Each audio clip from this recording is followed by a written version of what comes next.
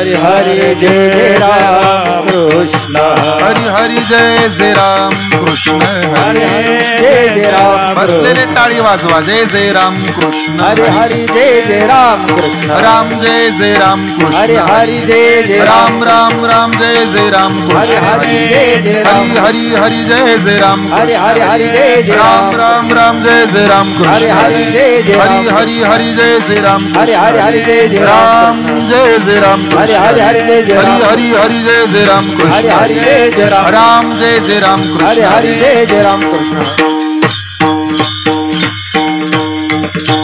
रूप पाहता लोचनी सुख झाले ओ साजनी तो हा विठ्ठल बरवा तो हा माधव बरवा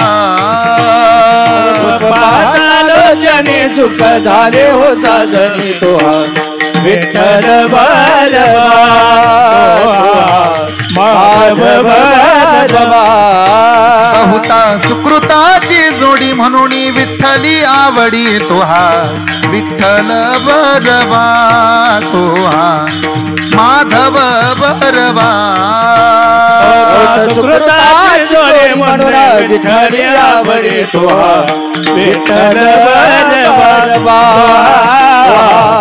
माधव बरवा सर्व सुखाचे आगर बापर कुमा देवीवर बापर कुमा देवीवर बापर कुमा देवीवर सर्व सुखाचे आधार बापर कुमा देवी वर बापर कुमा देवी वर बापर कुमा देवी वर तो हा विठ्ठल बरवा तो हा माधव बरवा तो हा माधव बरवा बरवा तो हा माधव बरवा तो हा विठ्ठल राम महाराज की जय ब्रह्म एकनाथ महाराज की आदिशक्ती मुक्ताबाई की पवन पुत्र हनुमान की सद्गुरु जोग महाराज की जय सद्गुरु संत तात्या बुवा महाराज की जय नम पार्वती पते हर हर अवधूत चिंतन श्री गुरुदेव विठाला विठाला विठाला विठाला विठाला विठाला कुंडली कवरधारी विठ्ठल श्री ज्ञानदेव पंढरीनाथ भगवान की माऊली ज्ञानेश्वर जगद्गुरु तुकाराम शांती ब्रह्म एकनाथ आदिशक्ती मुक्ताबाई की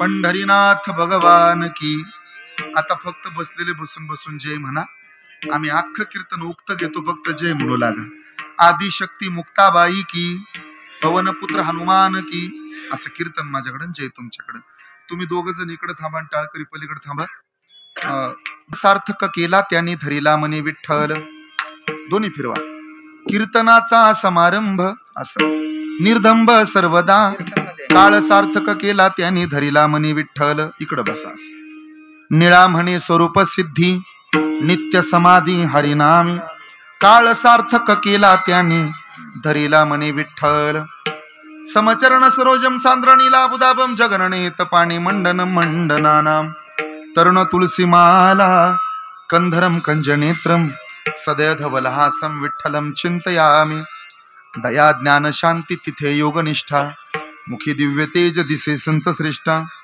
अलौकिक लीला किती आठवावे श्रीनिवृत्ती नाथा नमो नम्र भावे अलंकापुरी रम्य सिंहासन स्तंपदांबुज तेजस्फुत प्रदेशम विधींद्रादिदेव सदा स्तूयमानम समाधिस्थ मूर्तिं भजे ज्ञानदेवम ओम नमो ज्ञानेश्वरा करुणाकरा दयाळा तुमचा अनुग्रह लाधलो पावन झालो चराचरी ओम नमो ज्ञानेश्वरा करुणाकरा दयाळा तुमचा अनुग्रह लाधलो पावन झालो चराचरी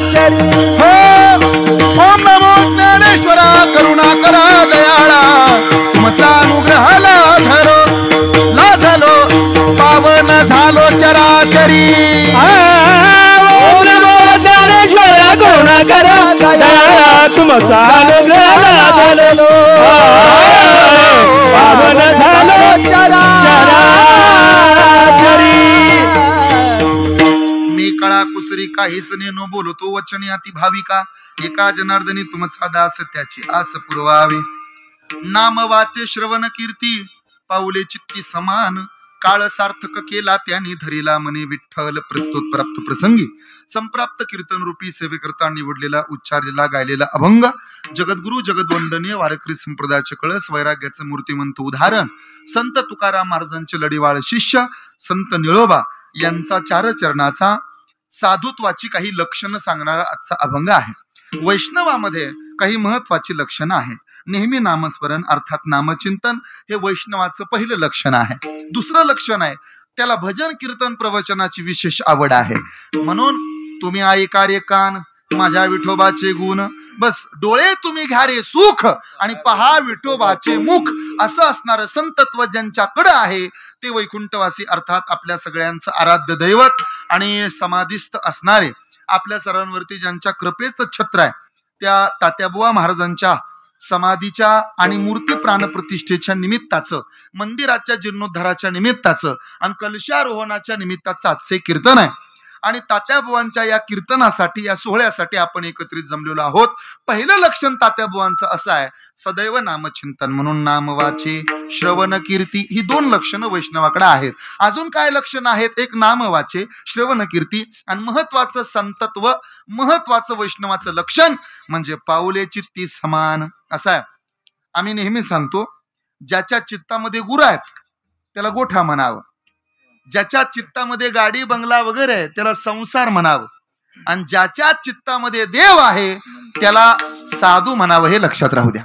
आणि म्हणून पांडुरंगाला अंतकरणामध्ये ज्यांनी ठेवलं ते तात्याबुवा ही तीन लक्षणं त्यांच्याकडे आहेत। अजून काय लक्षणं आहेत काळ सार्थक केला त्यांनी धरिला म्हणे विठ्ठल असं आहे। एखाद्या मंदिराचं बांधकाम तेव्हा पूर्ण होतं जेव्हा कळस बसतो तेव्हा मंदिराच्या कामा कळस का गंगा सिंधू प्रवेश सुवर्ण शुद्धी कळस सोळावा जायचा महत्वाचा असा आहे। आता कळसाच्या वरती बांधकाम नाही पण ज्यांचा कळस दूरवरून आम्हाला त्यांची ऊर्जा देतो त्यांचं लक्षण काय आहे महाराज म्हणाले पाऊले चित्ती समान। आणि दुसरं महत्वाचं वैशिष्ट्य काय पांडुरंग मनात आहे काळ सार्थक केला त्यांनी धरिला म्हणे विठ्ठल। आवडतं काय कीर्तनाचा समारंभ त्या निमित्तानं निर्धंब सर्वता थोंकोनिया मान दंभ तुका करीतो कीर्तन अशा असणाऱ्या साधुत्वाचं महत्वाचं लक्षण निळा म्हणे स्वरूप सिद्धी नित्य समाधी हरिनामी काळ सार्थक केला त्यांनी धरिला म्हणे विठ्ठल असे असणारे तात्याबुवा। आणि तात्याबुवांच्या या मंदिराच्या प्राणप्रतिष्ठेच्या मूर्तीच्या प्राणप्रतिष्ठेच्या आणि जीर्णोद्धाराच्या निमित्तानं आपण सर्वजण एकत्र आलोत।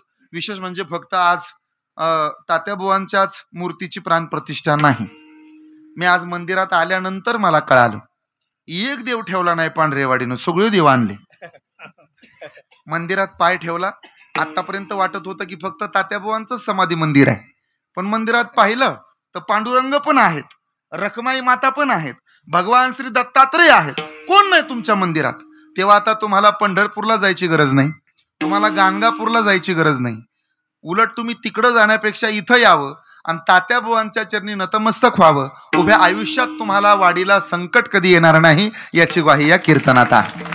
वाटत असेल तुम्हाला आम्ही इथं आलो महाराजांचं दर्शन घेतलं एवढं मोठं मंदिर आम्ही उभा केलंय एवढा लाखोनं खर्च केला मग आमचा नेमका फायदा काय सज्जन हो या धर्माच्या मंडपातली एकही गोष्ट वायाला जात नाही। यादी ऐका तुळशीला घातलेलं पाणी गाईला चारलेला घास एखाद्या मंदिराला दिलेली देणगी नाम सप्ताहाला केलेली मदत वारकऱ्याला केलेलं अन्नदान पंढरपूरची केलेली वारी आई बापाची केलेली सेवा आणि कीर्तनात बसून देवाच्या नावानं वाजवलेली टाळी जगात कधी वायाला जात नाही हा आमच्या वारकरी संप्रदायाचा इतिहास आहे। आणि म्हणून ज्याला ज्ञान पाहिजे त्यानं अभ्यास करावा ज्याला पैसा पाहिजे त्यानं उद्योग करावा ज्याला चांगलं आरोग्य पाहिजे त्यानं व्यायाम करावा पण ज्याला वाटतं समाधान पाहिजे त्यानं नेहमी नामचिंतन करावं या मताचे संत आहेत।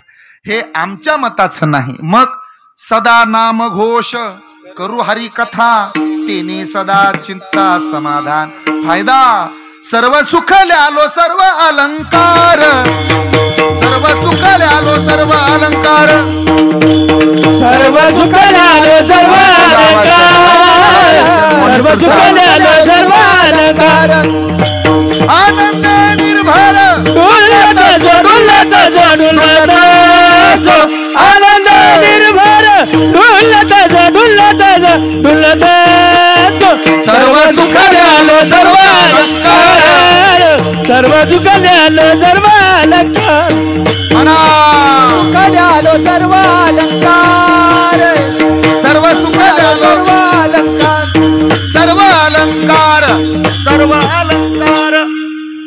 ब्रह्मलीन गुरुवर्य किसन महाराजांनी पाहिलेलं स्वप्न आणि सद्गुरु भाऊंनी सुभाष भाऊंनी केलेले हे प्रयत्न आणि या प्रयत्नाला आलेलं हे आजचं फळ आहे.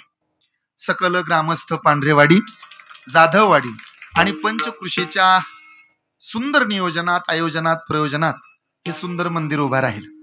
या तात्याबुवांच्या भक्त परिवारामध्ये तुम्ही सर्वजण आहात. बऱ्याच जणाला वाटत असेल आम्ही मंदिर उभारलं मग आमचा सगळ्यात मोठा फायदा काय. एक छोटा मुद्दा सांगतो. भविष्यात कदाचित तुमचा नातू तुम्हाला म्हणाल तुम्ही 15 ऑगस्ट 1947 पाहिला का? तुम्ही म्हणाल नाही. मग 26 जानेवारी 1950 पाहिला नाही, 47 नाही पाहिला, 50 नाही पाहिला, म्हणजे स्वातंत्र्य दिन नाही पाहिला, प्रजासत्ताक दिन नाही पाहिला. मग तुम्ही पाहिलंय काय? तुम्ही त्याला अभिमानानं सांगाल बाळा मी तुझा आजोबा आहे, मी तुझा बाप आहे, मी 15 ऑगस्ट 1947 नाही पाहिला, 26 जानेवारी 1950 नाही पाहिला, पण या डोळ्यानं 28 मे 2025 पाहिलाय. म्हणे काय झालंय त्या दिवशी? बाळा मी स्वातंत्र्य दिन नाही पाहिला, मी या डोळ्यानं प्रजासत्ताक दिनाचा सोहळा नाही पाहिला, पण या डोळ्यानं सद्गुरु संत तात्याबुवांच्या महाराजांच्या प्राणप्रतिष्ठेचा सोहळा या डोळ्यानं टिपला. याच्यापेक्षा आनंदाची गोष्ट काय?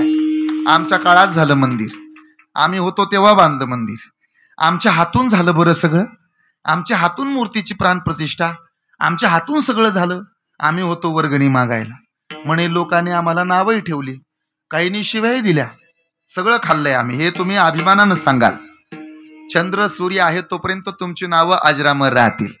बंगला किती मोठा बांधला तरी छाताड्यावरच्या 2 गुंड्या काढून सांगता येत नाही, पण मंदिर छोटं बांधा अभिमानानं सांगता येतं आम्ही दिली बरं का देवळाला वर्गणी. हे लक्षात राहू द्या. बंगला किती मोठा बांधला तरी नातू नावं ठेवतो आजानं नीट केलं नाही, पण मंदिर छोटं बांधलं तरी नातवंड नाव काढतात आमच्या आजोबामुळं झालं हे. तेव्हा तुमच्या सगळ्या कमिटीचं कौतुक आहे. एकाच्या कैवाडे आणि उगवी बहुतांचे कोडे. एकानं कुणीतरी प्रस्ताव दाखल केला असेल, मग माणसं मागं उभा राहिले असतील. पहाटे 4 वाजल्यापासून डोळ्याला डोळा नाही, मागच्या 2-4 दिवसापासून चाललेली तयारी, त्यात वरुण राजानं वरून कृपा केली होती. पण काय गंमत आहे, अरे तात्याबुवांचा चमत्कारच एवढा मोठा आहे. तुम्हाला नवल वाटेल मी दहिवडीकडून आलो, दहिवडीत पाऊस आहे, त्या घाटाच्या तोंडापर्यंत पाऊस आहे, तुम्ही तिकडून आला.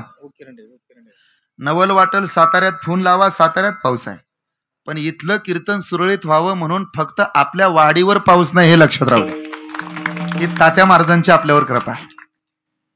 आणि म्हणून त्यांचा कृपा आशीर्वाद आणि परम आदरणीय परम श्रद्धेय प्रातस्मरणीय गुरुवर्य सुभाष भाऊंच्या कन्या आदरणीय आमच्या मोठ्या भगिनी मनीषाताईंच्या वतीनं मला मिळालेले आमंत्रण. त्या सुद्धा नामवंत कीर्तनकार आहेत. खरं तर परिसराची इच्छाच असेल की त्यांनी कीर्तन करावं, किंवा कमिटीची इच्छा असेल आमच्या बंधूंनी कीर्तन करावं. ते आमचे बंधुराज आहेत, इथं दिसनात कुठं गेले बरं? बाकीची तयारी करत असतील नारळावरच्या ओझ्याच्या आमच्या, आहे का नाही? पण मग ते म्हणाले आम्ही जर कीर्तन केलं तर ते वजाची काळजी कोण करेल, म्हणून बोराटे महाराजाला बोलवलं. तुम्ही काळजी करू नका. तुम्हाला वाटत असेल बोराटे महाराजाचं आडनाव बोराटे आहे म्हणजे कीर्तन बोर होतं की काय? मी नातेपुते गावचा आहे. आमच्या गावचं नाव ध्यानात ठेवा. गोत्यात आणणाऱ्या नात्यांना पोत्यात घालून हाणत होते आमच्याकडचे पूर्वज, म्हणून नातेपुते असं नाव आहे. तुम्ही काळजी करू नका. तुम्ही काय मला गोत्यात आणणार नाही आणि मी काय तुम्हाला पोत्यात घालणार नाही, आणि मलाही तुम्हाला गोत्यात आणायचं नाही, तुम्ही मला गोत्यात आणू नका. आज सगळं वातावरण अत्यंत सुंदर, दृष्ट लागेल असा सोहळा. मंडपही चांगला, साऊंड सिस्टम चांगली, आदरणीय हरिभक्तपरायण बाबा महाराज साथीला, परमादरणीय परमश्रद्धेय महाराष्ट्रातील नामवंत कीर्तनकार आमचे सन्मित्र अंकुश महाराज कदम साथीला आहेत. इकडच्या चोपदारापेक्षा इकडचा चोपदार लय आवडला. खरं सांगतो, मला पोरगी असते तर ह्याला देऊ वाटली असते.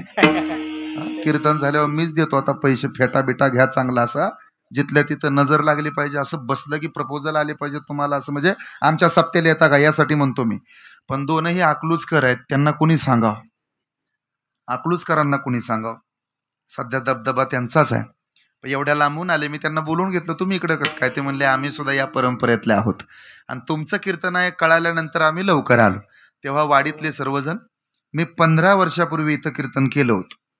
कुणाला आठवतं कुणाला आठवत नाही मला माहित नाही, पण मी इथं आल्यानंतर मला आठवलं 15 वर्षापूर्वी इथं पलीकडं मंडप होता, फक्त इथं जागा नव्हती, तिथं जागा होती आणि इकडं तोंड करून कीर्तन होतं. मला अजून आठवतं, तुम्ही सगळे होता की नाही मला माहित नाही, पण 15 वर्षापूर्वी आलो होतो. 15 वर्षानंतर आज इथे येण्याचा आलेला योग. मग वाडीतल्या सगळ्या माता भगिनी, आबालवृद्ध, ज्येष्ठ शिष्ट भाविक भक्त, सर्व संयोजक आयोजक नियोजक प्रयोजक पाहुणे रावळे गणगोत मित्र परिवार, सर्व सामाजिक आर्थिक राजकीय शैक्षणिक आध्यात्मिक क्षेत्रातील उपस्थित मान्यवर, सर्व चित्रकार पत्रकार शिल्पकार मूर्तिकार गीतकार कीर्तनकार कथाकार श्रीमद भागवत कथाकार रती महारथी आचार्य प्राचार्य मृदंगाचार्य गायनाचार्य, काल होते ते आज आहेत ते परत उद्या नसणार आहेत, ते लवकर आलेले उशीर आलेले, ते वर्गणी देतात ते देत नसतात, ते देणाऱ्याला देऊ देत नसतात, ते इथं आल्यानंतर पहिल्या पंक्तीला बसतात ते आणि गुपचूप निघून जातात, ते जेवायला वाढू लागतात, ते मदत करतात ते मदत करत नसतात, ते कीर्तनाला येताना रिकामा पायाने येतात ते आणि जाताना दुसऱ्याच्या नव्या चपला अजिबात नेत नसतात, ते पुढे बसलेले पाठीमागं बसलेले कुबड काढून बसलेले ताट बसलेले पाठीचा काना ताट असणारे, खुर्चीवर बसलेले पाय सोडून दिलेले, पायवर घेऊन बसलेले, हात बांधून उभा राहिले ते हात खाली सोडून देतात, ते कीर्तनाला आलेले न आलेले सगळ्यांच्या चरणा अरविंदी नतमस्तक होतो आणि माझ्या निवडलेल्या अभंगाला सुरुवात. विठ्ठल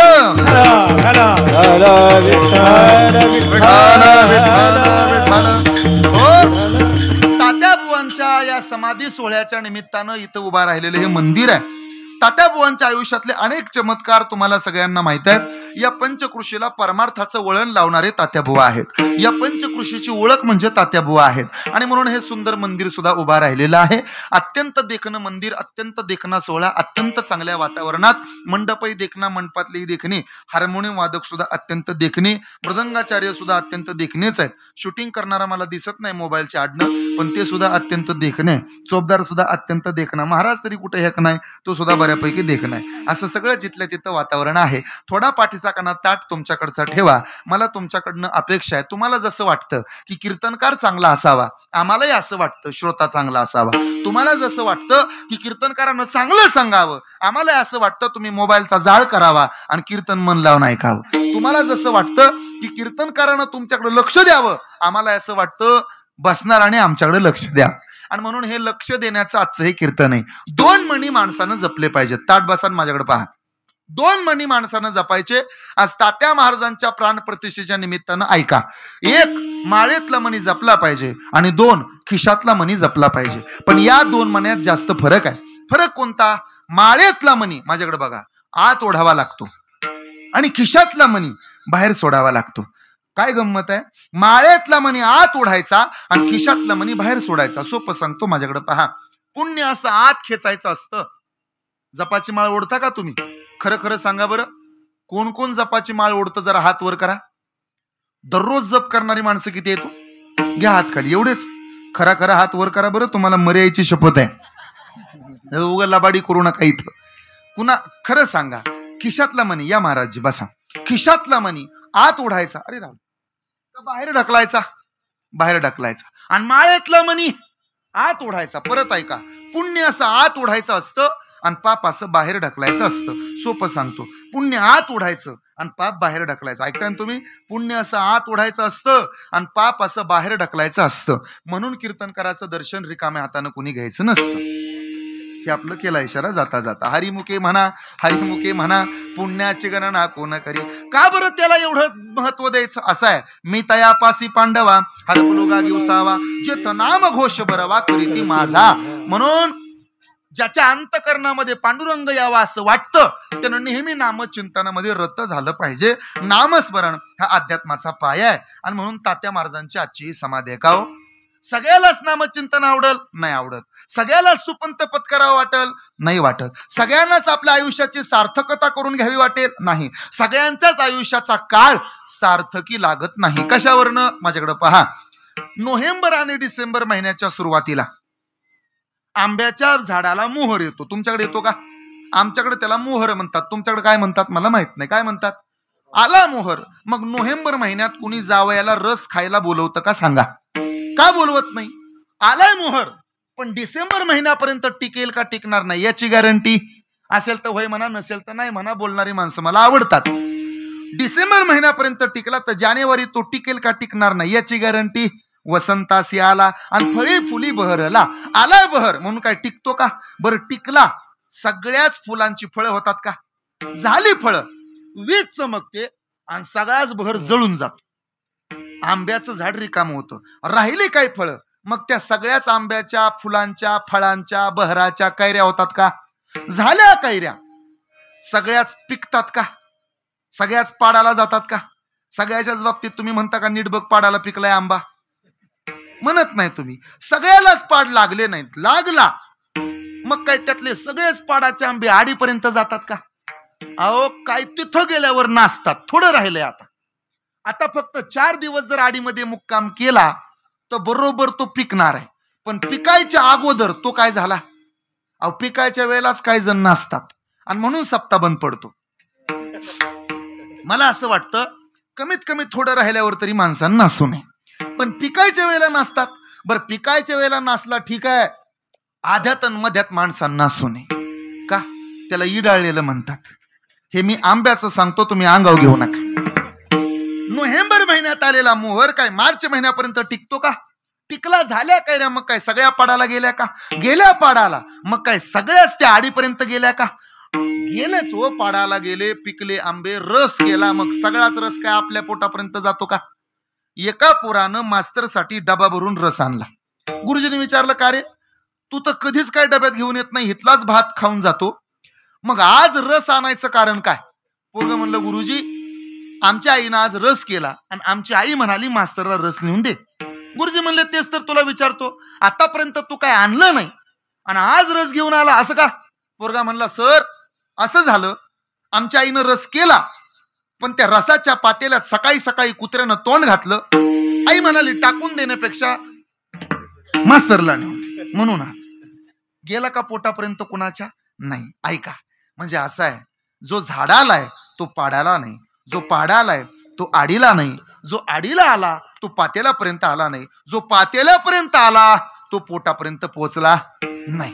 म्हणजे सगळ्याला वाटतंय आडीपर्यंत जावं, पण शेवटापर्यंत माणसाला जाता येत नाही. आणि हे मी सांगत नाही, असा एखादाच असतो जो शेवटपर्यंत टिकतो. अशा साधूचं नाव संत तात्याबुवा महाराज आहे, हे लक्षात राहू द्या. शेवटपर्यंत टिकला, शेवटपर्यंत. आणि हे आमच्या पदरचं नाही, महाराजांनी प्रमाण दिलं. चालू जाता वाट ऐसा विरळा एखादा, चालू जाता वाट ऐसा विरळा एखादा, चालू जाता वाट ऐसा विरळा एखादा, चालू जाता वाट ऐसा विरळा एखादा. हे आवश्यक तो शेवट, ये रवाऊगी खटपट, चालू जाता वाट ऐसा विरळा एखादा, चालू जाता वाट ऐसा विरळा एखादा, चालू जाता वाट ऐसा विरळा एखादा, चालू जाता वाट ऐसा विरळा एखादा, एखादा एखादा. आवश्यक तो शेवट, ये रवाऊगी खटपट, चालू जाता वाट ऐसा विरळा एखादा. जाऊ द्या. माझा एक प्रश्न आहे तुम्हाला बसणाऱ्यांना, माझ्याकडे बघा. ताट बसल्या सगळे. आमदार व्हावं असं कुणाला वाटत नाही? सगळ्यालाच व्हावं वाटतं. सगळ्याला वाटतं का नाही? उभा राहावं, निवडून आणावं, यावं. 4012 उमेदवार महाराष्ट्रात या विधानसभेला उभे होते. कुणी रिक्षा फिरवल्या नाहीत, कुणी गाड्या फिरवल्या नाहीत, कुणी वाटलं नाही, सगळ्यांनी वाटलं. नको नको ते केलं, ढाबं बुकिंग केलं, घर बुकिंग केली, बादल्याच्या बादल्या उंबऱ्यापर्यंत नेऊन दिल्या. मग काय सगळेच निवडून आले का? बरं आले. सगळ्यालाच मंत्रीपद मिळाली का? मिळाली मंत्रीपद. सगळ्यालाच गृहमंत्रीपद मिळालं का? अहो एखाद्याला. सगळ्याला आहे का ते? नाही. तसं आपलं मंदिर व्हावं असं कोणाला वाटत नाही. मलाही वाटतं लोकांनी आपलं देवाळ बांधावं, लोकांनी आपल्याला पूजावं, लोकांनी आपल्याला पाया पडावं, आपल्याकडे यावं. चोपदार वाटत नाही का तुम्हाला? सगळ्याला वाटतंय. सगळ्याला वाटलं तरी सुनबाई सुद्धा आपल्या थोबाडाकडे नीट बघत नाही. बरोबर आहे का नाही? सगळ्याला वाटतं आपल्याला गावानं पूजावं, गावातल्या लोकांनी चांगलं म्हणावं, तुमचं कौतुक करावं. वरच्या वाड्यावरच्या वैंस लयच दिलदार आहेत, लयच चांगल्या आहेत, आणि वैंस साहित्य म्हणून वाडी चालली, आणि वाडीत वैंसांचाच दरार आहे, आणि वैंस साहित्य म्हणून आम्हाला किंमत आहे, वैंस किती चांगल्या. पण वैंसच्या थोबाडाकडे बी तिची जाव बघत नाही. बरोबर आहे का नाही? सगळ्याला वाटतंय आपल्याला सगळ्यांनी मानावं, पण आपल्याला लोक मानत नाहीत. याचं कारण आपण त्यासाठी जन्माला आलो नाही. अशी काही माणसं जन्माला येतात तात्या महाराजांसारखी, की त्यांच्या बाबतीत म्हणावं लागतं, विरळा पावे, विरळा पावे, अवघड गोवे शेवटी. हा, अवघड गोवे शेवटी. विरळा पावे, विरळा पावे, अवघड गोड शेवटी, अवघड गोड शेवटी, अवघड गोड शेवटी, गोवे शेवटी, गोवे शेवटी. काहींचाच शेवट फक्त गोड होतो, काहींचाच फक्त मंदिर उभा राहते, आपलं मंदिर उभा राहत नाही. असं आहे. हे बघा, तात्या महाराजांची मूर्ती आता जुन्या लोकांच्या डोळ्यासमोर आल्यास. मगाशी मी परमादरणीय परमश्रद्धेय महाराजांशी चर्चा करत होतो. महाराजांनी मला त्यांच्याबद्दल काही गोष्टी सांगितल्या. माझी आजी अनुसयाबाई वारकरी यांच्यामध्ये प्रसिद्ध आहे. हरिभक्तपरायण बाबा महाराजांना आमच्या आजीबद्दल माहित आहे. आमची परंपरा आहे, आमची सोहळ्यामध्ये आजी चालायची. वारीच्या वाटेवरचं आमचं नातेपुते गाव आहे. असा कुठला वारकरी नाही की तो आमच्या घराला येत नव्हता. तिच्याच आशीर्वादाने आज मी आहे. माझ्या आजीकडून मी हे ऐकलं होतं.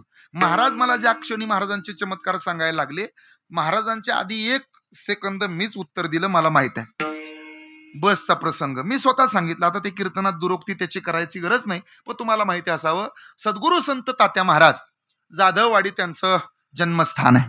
याच पंचकृषीत जन्माला आले. लोकांचं चांगलं व्हावं, भलं व्हावं, कल्याण व्हावं याकरता प्रयत्न करत राहिले. पंढरपूरची यात्रा सुरू होती. पंढरपुरामध्ये पोहोचले. पंढरपुरातल्या नदीला पूर आला होता. चंद्रभागा दुतडी भरून वाहत होती, गच्च भरलं होतं. आणि मग तिथं मात्र आपल्या वारकऱ्याचा नियम आहे, पांडुरंगाच्या दर्शनाच्या अगोदर आपण दर्शन कुणाचं घेतो? बोला की, पांडुरंगाच्या अगोदर आपण दर्शन कुणाचं घेतो? हा बरोबर आहे, म्हसोबाचं घेतो. अरे मग बोला ना, तुम्ही जाताना पंढरपूरला हात वर करा बरं. पंढरपूर, पंढरपूर कुणा कुणाला माहिती नाही पंढरपूर, त्यानं हात वर घ्या, घ्या हात खाली. हा, लक्ष द्या माझ्या बोलण्याकडं. पंढरपूरला तुम्ही जाता, आधी दर्शन पांडुरंगाचं का पुंडलिकाचं सांगा? तात्या महाराज म्हणाले आधी पुंडलिकाला भेटणार आणि मग इकडे जाणार. पुंडलिकालाच का? साधू थोर जाना, साधू थोर जाना, साधू थोर जाना कलियुगी. भगवंतापेक्षा किंमत जास्त साधूला आहे. हे तुम्ही डोक्यात न काढा. पांडुरंगापेक्षा कीर्तनकाराला किंमत जास्त. आमुच्या भावे तुला देव पण हे का विसरून राहिला. अरे आम्ही आहे म्हणून तुम्ही आहे. आपल्यापेक्षा किंमत, देवापेक्षा किंमत साधूला आहे. उदाहरण देतो, माझ्याकडे बघा. 500 वर्ष भांडणं चालली अयोध्येत. कुणाच्या देवळा करता हो? बोला ना. रामाच्या मंदिराकरता किती वर्ष भांडणं चालली होती? पंक्चरवाल्यांचा मंदिराला विरोध होता. कुणाचा? तुम्हाला पंक्चरवाले कळलंय ना? अरे कळले का नाही पंक्चरवाले?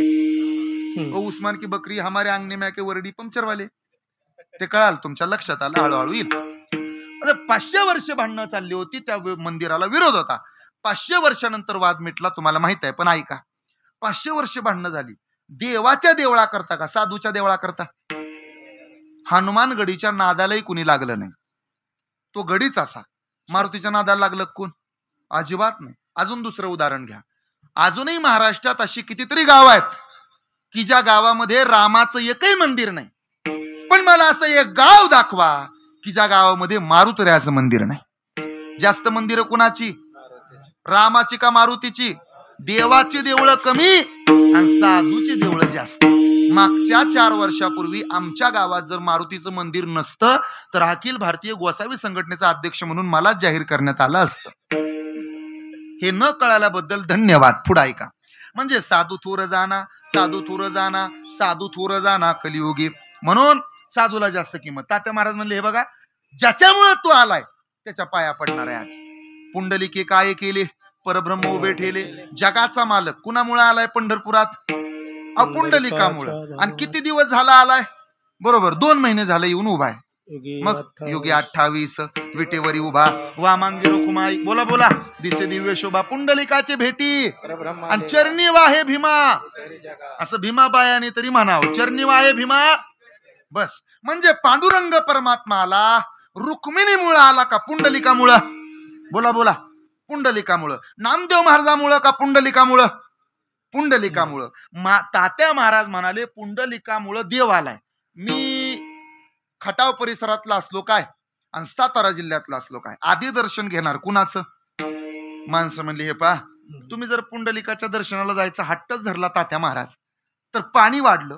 जुन्या काळात वाचवायला काय कोणी येत नव्हतं. बघावा तुमच्या तुमच्या विचारानं पण जाऊ नका. तात्या महाराज म्हणाले देव राखे तया मारील कोण अन्न मोडे काटा हिंडता वन.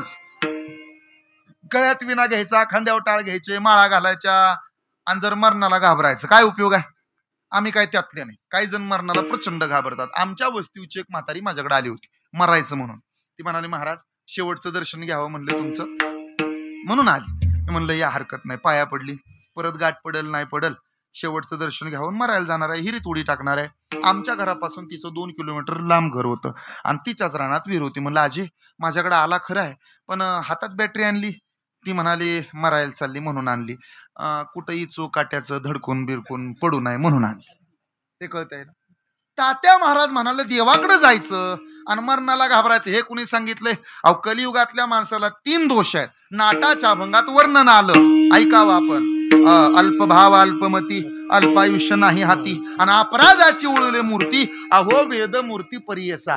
अहो खटाव मधनं इथपर्यंत आलो. खटावच तालुका तुम्हाला कोणता तालुका मान तालुक्यातनं दहिवडी पर्यंत आलो. दहिवडीतनं आता मायनी पर्यंत आलो. मायनीतनं आता पंढरपुरापर्यंत आलो. पंढरपुरातनं चंद्रभागेच्या किनारे आलो आणि चंद्रभागेत आल्यानंतर जर पुंडलिकाकडे जायचंय तर इथपर्यंत आणलंय एवढ्यासाठीच देवाचे आभार. बरवे झाले आजीवरी आणि नाही पडलो मृत्यूची आहारी वाचून आलो येतवरी उरले ते हरी तुम्हा समर्पण.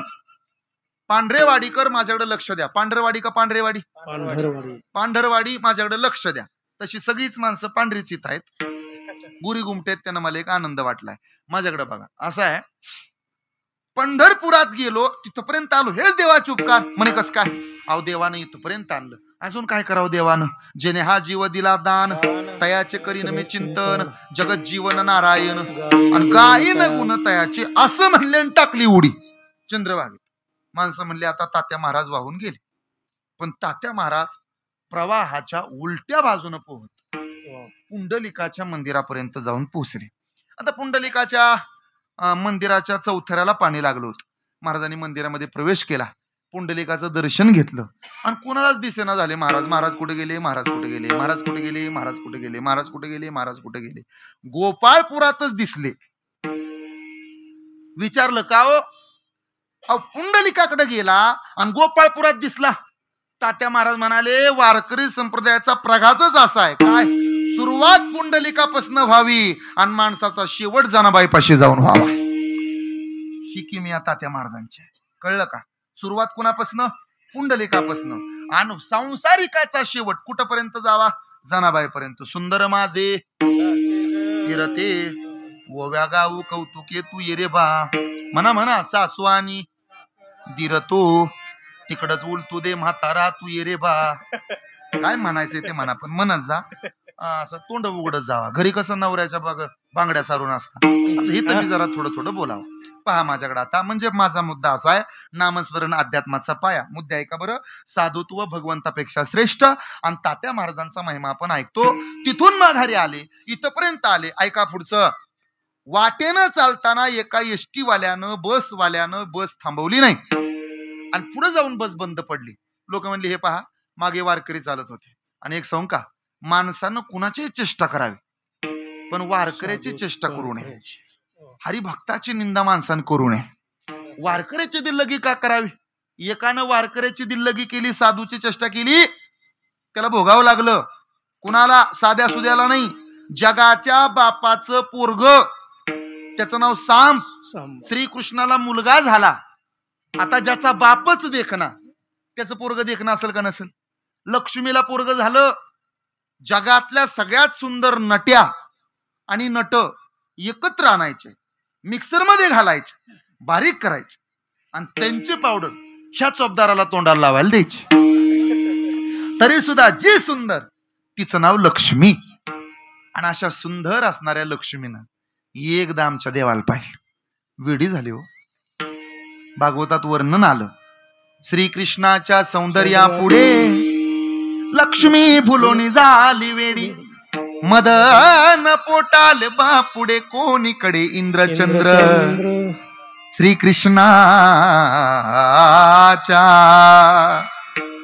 सौंदर्यापुढे लक्ष्मी फुलोनी झाली वेडी. वेड लागलं लक्ष्मीला, काय सुंदर असेल देव. आणि त्या जगाच्या मालकाला पोरगा झाला. आता लक्ष्मीचं पोरगा आहे म्हणजे लक्ष्मी सहकारी पतसंस्थेचा मालकच झाला, असा उडवायला लागला पैसे. माझी विनंती आहे तुम्हाला पांढरवाडीकर, 3 गोष्टी तुमच्या लेकराला कधीच एकत्र भेटू देऊ नका. तारुण्य, सत्ता आणि संपत्ती. या 3 गोष्टी ज्या ज्या पोरांना एकत्र भेटल्या त्यानं खानदान कामाला लावलं. रागीव देऊ नका माझा, पण तारुण्य, सत्ता आणि संपत्ती या 3 गोष्टी ज्याला ज्याला एकत्र मिळतात ते घरदार कामाला लावत. कशावरनं? पहा माझ्याकडं, जोपर्यंत आपलं पोरग स्वतःच्या पायावर उभा राहत नाही तोपर्यंत त्याला आपल्या प्रॉपर्टीचा अंदाज येऊ द्यायचा नाही. ज्या दिवशी कळलं ना तुमच्या पोराला तुमच्याकडे किती पैसा आहे, जमीन किती आहे, कामधंदा करत नाहीत, असं कॉलर उडवत फिरतं गावात, त्याला म्हणा ना काहीतरी कामधंदा करते, म्हणतं गरज नाही, रोड टच आहे, रोड टच 2 एकर. मग वाट कशाची पाहता? म्हणे अण्णा मरायची, आणि अण्णा मेल्या बॅनर लावून विकणार, गावठाण प्लॉट विकणे आहेत. जगाच्या बापाच्या पोरानं हेच केलं हो. पोटाला चिंध्या बांधल्या आणि साधू पुढे जाऊन उभा राहिला. महाराज आहे ना? म्हणे हा, सांगा म्हणे मला काय होईल. महाराज म्हणले मोठ्याचं पोरग आहे, कशाला नादाला लागतो, जा सुकान राहा. साधू आहे तर सांगा म्हणे. साधूची चेष्टा महागात पडली. साधू म्हणाले जा, मुसळ होईल. मुसळच बाहेर पडलं आणि त्याच मुसळानं कृष्णाचं खानदान संपवलंय. लक्षात राहू दे. आपलं तर ढाब्यावरून धरून आणावं लागते. माझी विनंती आहे तुम्हाला, साधूची चेष्टा काय बरी आहे. ड्रायव्हरनं साधूची चेष्टा केली म्हणजे तात्या महाराजांची, आणि पुढं अंतर गेल्यानंतर 1 किलोमीटरच्या आतच गाडी बंद पडली. माणसं म्हणली हे पहा, त्या महाराजांची चेष्टा तुम्हाला बहुली.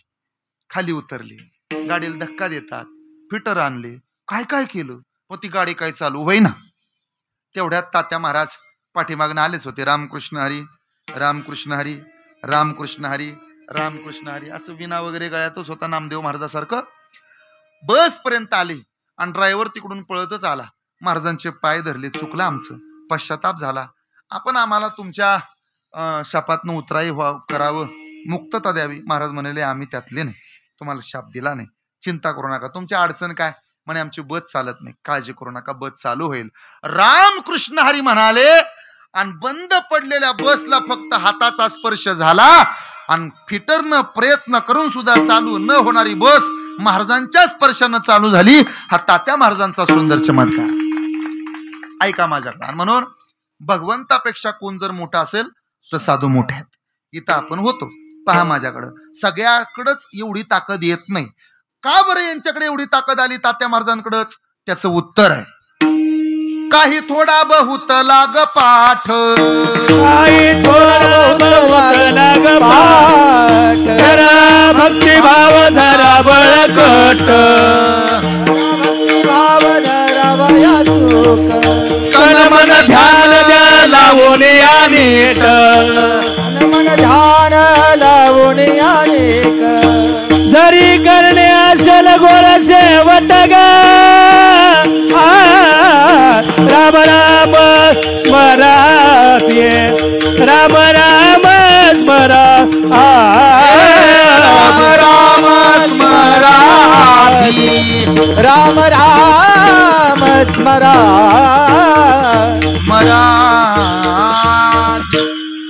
नामस्मरण करणाऱ्या साधकाच्या चंद्र आणि सूर्य आहेत तोपर्यंत नावाची गॅरंटी देव घेतो. का बरं? अहो त्याला तेच आवडतात.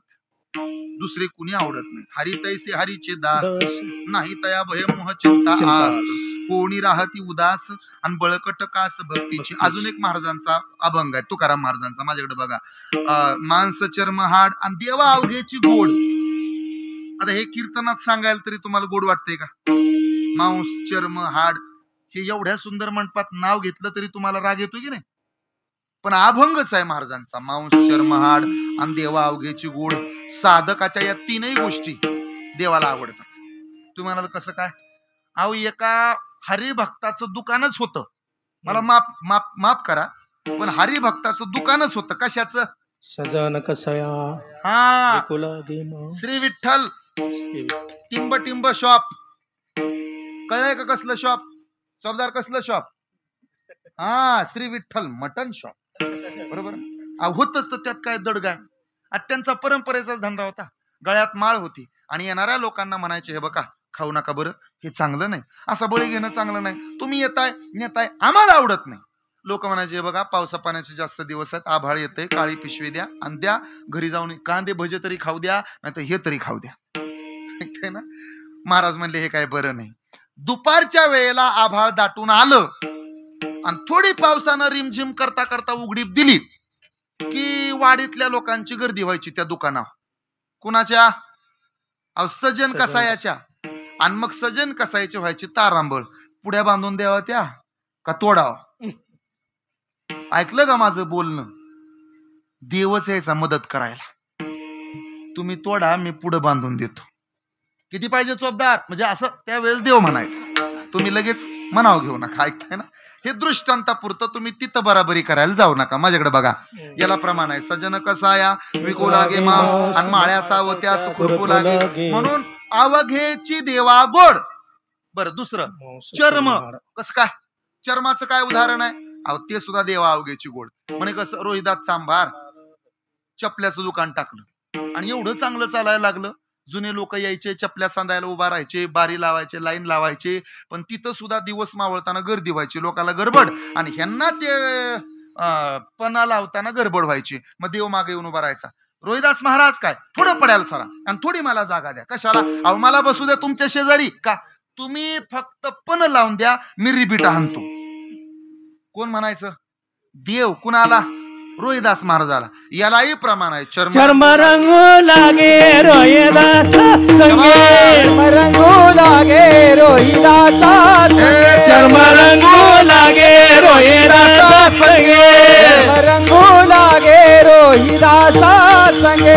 कबीराचे मागे छेले विने, कबीराचे मागे छेले विने, कबीराचे मागे छेले विने, कबीराच्या मागे विने.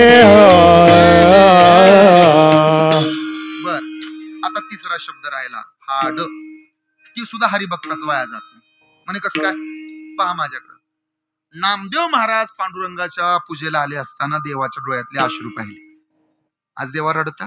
म्हणे असं झालं, अकाली पाऊस पडला आणि मंगळवेड्यात 25 वारकऱ्यांची दिंडी चालू असताना आपल्या चोखोबरायांच्या दिंडीवर भिंत कोसळली आणि भिंत कोसळल्यामुळे चोखोबराय समाधीस्थ झाले. माझा आवडता भक्त चोखोबा आता मला भेटायचा. आता तो गायचा बंद झाला, आता इथे येईल, पण तो माझ्या अंतकरणात असेल, आता तो दिसायचा नाही. नामदेव महाराज काय, तुम्ही मंगळवेड्याला जा, चोखोबरायांची हाडं तेवढी ओळखून ओळखून आणा. आजच त्यांचा म्हणे तिसरा झाला. आमच्याकडे अजूनही तिसऱ्याला सावडण्याचा विधी असतो. तुमच्याकडे असतो का? असतो. तिसऱ्याच्या दिवशी सावडलं जातं. म्हणे तुम्ही जा आणि तेवढी चोखोबऱ्यांची हाडं थोडीफार उचलून आणा, एका कलशात ठेवा आणि माझ्या महाद्वारात समोरच माझ्या महाराजांना समाधी द्या, तिथं द्या. हे कुणी सांगितलं? देवानं सांगितलं. नामदेव महाराज म्हणले, देवा आजपर्यंत तुझा शब्द कधी डावलला नाही, मी तुझा भक्त आहे, तू माझा देव आहे. पण गंमत असे, कालच पेपर वाचला, एबीपी माझालाही दाखवलं. म्हणे काय? 25 जण एकत्र होते आणि 25 जणांचा अंत्यविधी झालाय. आता 25 जणांची हाड आहेत, ओळखायची कशी? देव म्हणे, नामा त्या 25 जणांच्या अस्थी मधल्या काही अस्थी उचल आणि कानाला लाव. ज्या हाडातनं विठ्ठल विठ्ठल विठ्ठल विठ्ठल ऐकायला येईल ती हाडं माझ्या चोकोबरायांची आहेत, म्हणून मांस चर्म हाड आणि देवा अवघेची गोड. हे कळलं का? म्हणजे हरिभक्ताचं काही वायाला जात नाही, हे देवाला सगळं आवडतं. हो महाराज, आम्हाला इथपर्यंत पटलं. नामस्मरण अध्यात्माचा पाया, धर्माच्या मंडपातलं काय वायाला जात नाही. साधूचा अधिकार मोठा, एवढा अधिकार मोठा की त्याचं सगळं देवाला आवडतं. इथपर्यंत आम्ही आलो. पण जे महाराजांची मूर्ती इथं बसवली, जी मूर्ती आज प्राण प्रतिष्ठेच्या निमित्तानं पूजनात आली, त्या मूर्तीमध्ये प्राण असतो का? खर तर तुम्ही इथं उभा राहिल्यानंतर अभंग घ्यायला पाहिजे होता, उभारीला हात. पण तुम्ही अभंग घेतलाय. नाम वाचे श्रवण कीर्ती पाऊले चित्ती समान. हे कळलं. तात्या महाराजांच्या गुणगौरवा करता तुम्ही हे निवडलं. पण खरंच मूर्तीमध्ये प्राण असतो का? असतो. माझ्याकडे बघा. असा आहे, काही प्रकार आहेत मूर्तींचे. वालुकामय, काष्टमय, धातुमय, पाषाणमय, मणिमय आणि मनोमय. आणि अजून एक प्रकार आहे 7वा, तो चित्रमय. पहा माझ्याकडे. पहिला प्रकार वालुकामय. हरित तालिकेचं व्रत दरवर्षी गणपतीच्या अगोदर 1 दिवस येतं आणि दरवर्षी चांगली बायको आपल्याला मिळावी म्हणून प्रत्येक गड्यानं तो उपास करायचा असतो. असंच आहे ना काहीतरी? मग कसं कसं असतं? तुमच्याकडे असतं ना? कुमारिका किंवा लग्न झालेल्या स्त्रिया सुद्धा हे व्रत करतात. आणि मग घरामध्ये पाट मांडला जातो. पाट नसेल तर त्याच्यावर एरंडाचं पान मांडलं जातं. वडाची पानं असली तर ती पानं मांडली जातात. आणि एखाद्या नदीतली वाळू आणली जाते आणि नदीतली वाळू आणून त्या पाटावर, एरंडाच्या त्या पानावर पिंड बनवली जाते. कुणाची? महादेवाची. बरोबर ना? याला म्हणायचं वालुकामय. हा मूर्तीचा एक प्रकार आहे, वाळूपासून तयार झालेल्या मूर्ती. याला काय प्रमाण आहे का महाराज? एक उदाहरण देतो. माझ्याकडे बघा. भैरवनाथाचा जन्म ज्या क्षणी झाला, त्या क्षणी महादेवानं तांडव नृत्य सुरू केलं. तांडव नृत्य एवढ्यासाठी भगीरथानं गंगा पृथ्वीवर आणली आणि आणलेली गंगा थांबवावी कुठं म्हणून भगीरथानं महादेवाकडे बोट दाखवलं. महादेव म्हणाले, मी समर्थ आहे, येऊ दे गंगेला. डोक्यावरती थांब म्हणून सांगितलं. गंगा डोक्यावरती विराजमान झाली. पण याचा राग पार्वतीला आला. मी असताना दुसरी कशाला पाहिजे? असा राग सगळ्याच पार्वत्यांना येत असतो. म्हणून उजव्या मांडीवर बसायचा अधिकार गणपतीला, डाव्या बाजूला बसायचा अधिकार पार्वतीला, आणि पहिली असताना दुसरी केली तर डोक्यावर बसायचा अधिकार गंगेला. दुसरी कुठं बसते? म्हणजे मी गंगेचं सांगतो. गंगा डोक्यावरती बसली. राग आला पार्वतीला. पार्वतीचा राग महादेवानं तांडव नृत्य सुरू करून काढायला चालू केलं आणि घामाची धारा प्रवाहित झाली. त्या घामाच्या धारेला नाव दिलं नर्मदा. ती नदी आहे. नर्म म्हणजे प्रेम आणि दा म्हणजे देणारी. प्रेम देणारी नर्मदा, वालुकामय सांगतो बरं, प्रेम देणारी नर्मदा वाहू लागली. पण बापाला म्हणते, महादेवा मी तुम्हाला सोडून जाणार नाही. महादेव म्हणले, हे बघ, पोरीनं नांदायला जावं लागतं, तुला जावं लागतंय. मी जाणार नाही बाबा, तुला जावं लागेल, मी जाणार नाही. बाप लेकीचं भांडण सुरू झालं आणि बापानं मधला मार्ग काढला. हे बघ पोरी, तू नर्मदा, मी महादेव तुझा पिता आहे. हे आजपासून तुला वरदान देतो, तुझ्या पात्रामध्ये सापडणारा एक एक कंकड हा शिवलिंग म्हणून पूजला जाईल. म्हणून नर्मदा नदीमध्ये सापडणारा एक एक कंकड, दगड वालुकामय मूर्तीतला शिवलिंग म्हणून आजही पूजला जातो.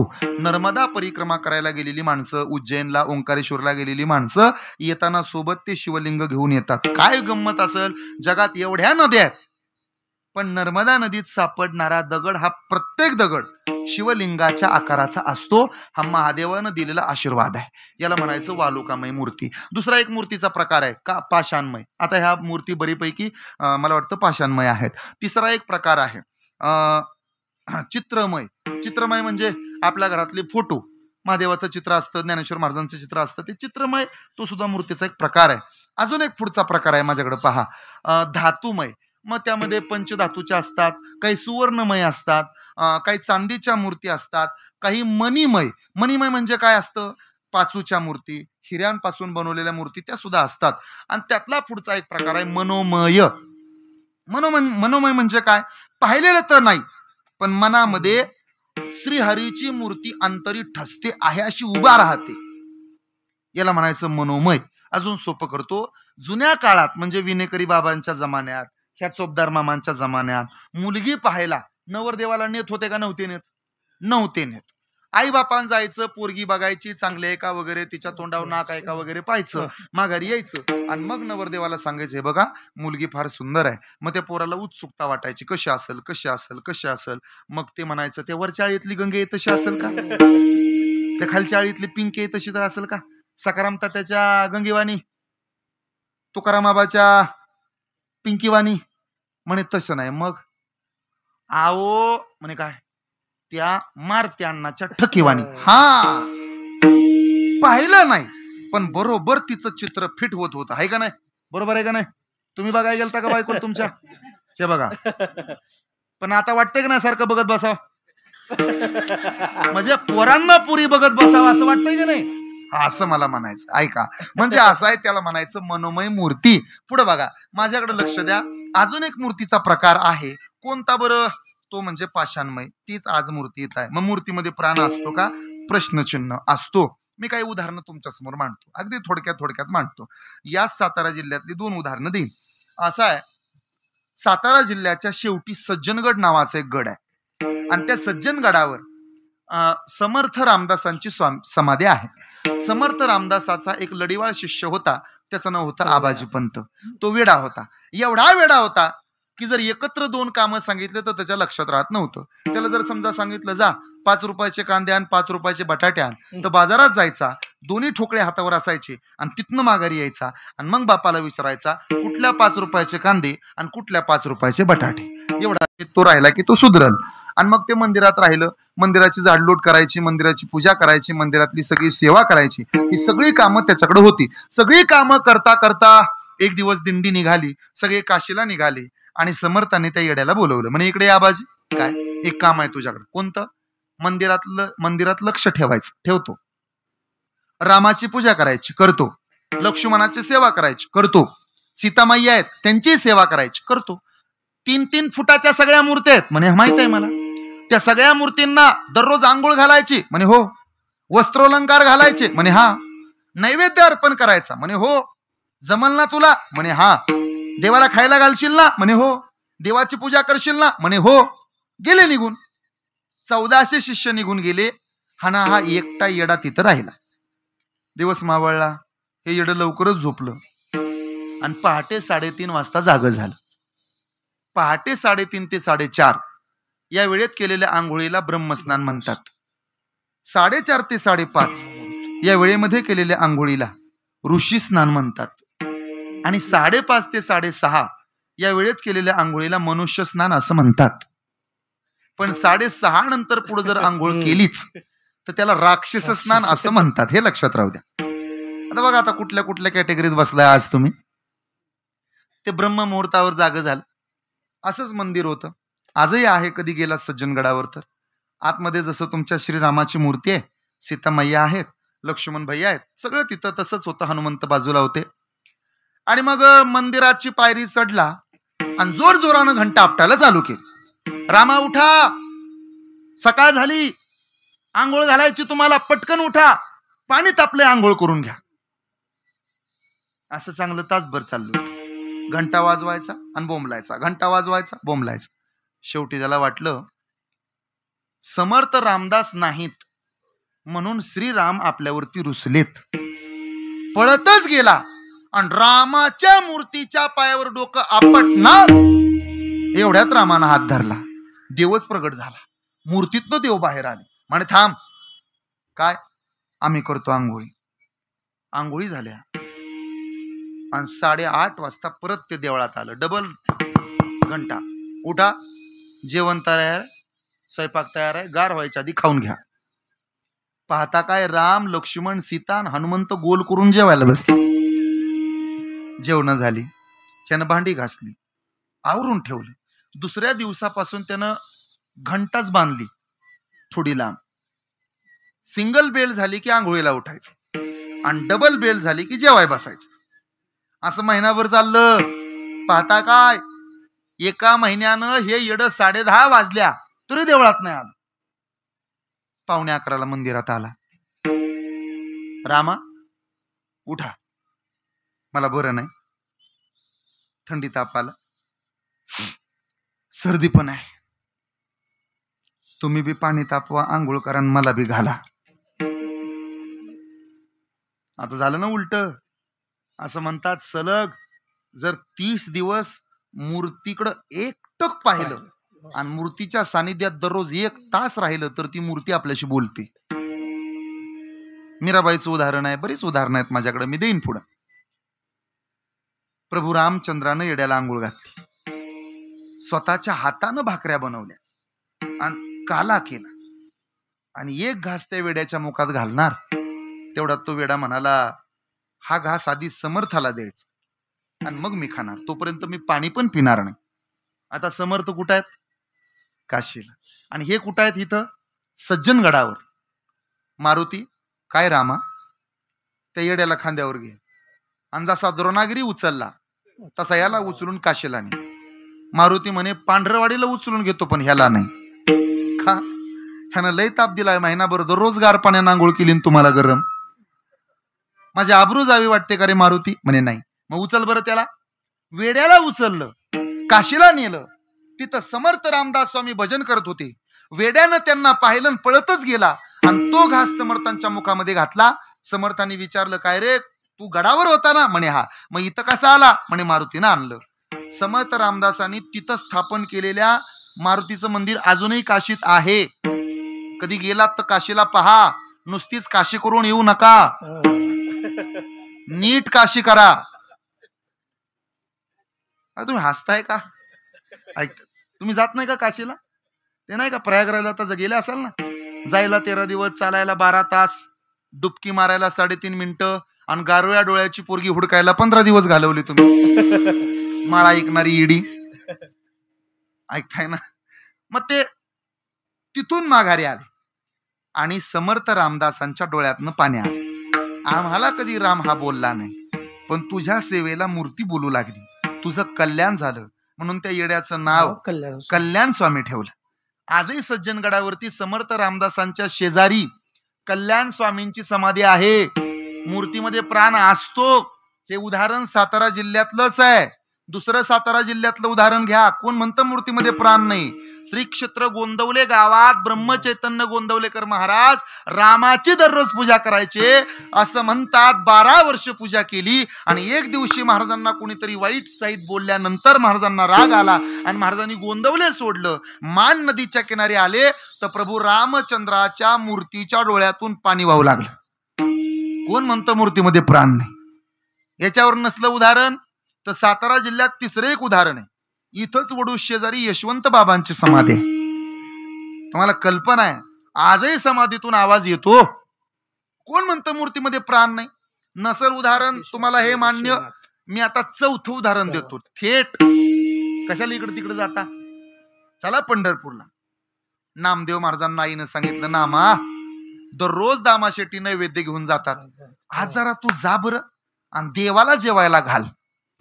काय गंमत आहे, नामदेव महाराजांची आई नामदेव महाराजाला म्हणाली देवाला जेवायला घाल, आणि आपल्या आया पोराला म्हणतात देवाला नैवेद्य दाव.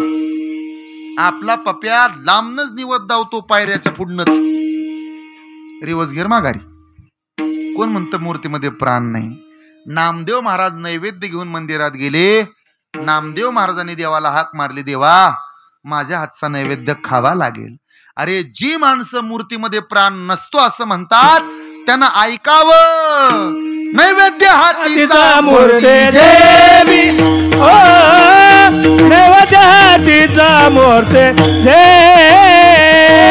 नैवेद्य हातीचा मूर्ती देवी,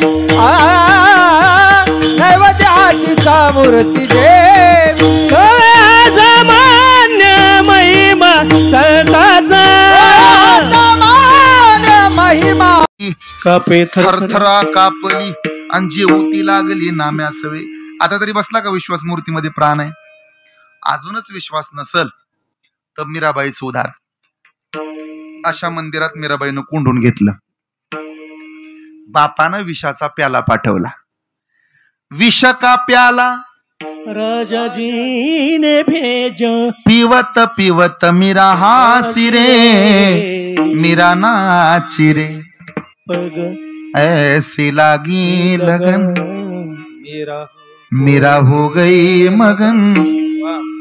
वो तो गली गली हरि गुन गाने लगे, लागे लागी रे लगन, लागे लागी रे लगन. राणा ने विष दिया, मानो अमृत पिया। मीरा गोविंद गोपाल गाने लगी, बैठी संतों के संग रंग मोहन के रंग। मीरा प्रेमी प्रीतम को मनाने लगी, वो तो गली गली हरि गुण गाने लगी।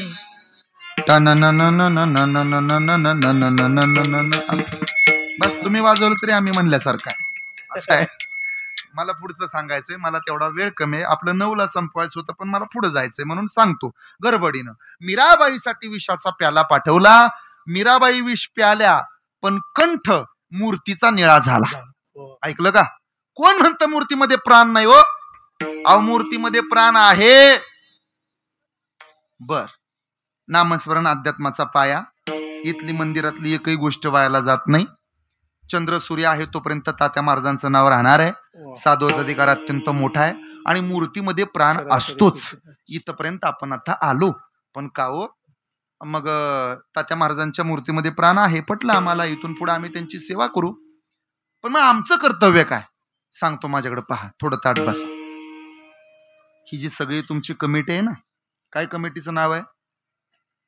संत तात्याबुवा यात्रा कमिटी, बरोबर ना? असंच आहे ना, महाराज कमिटी ही कमिटीचं नाव। मंदिर सुंदर बांधलं, पण तुमचं एक कर्तव्य ते राहिले आणि मंदिरात एक चूक झाली। कोणती चूक आहे?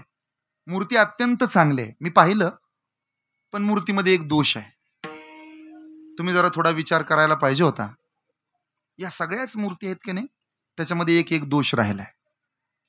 तुम्हाला काल जरी बोलवलं असतं तरी मी दोष सांगितला असता।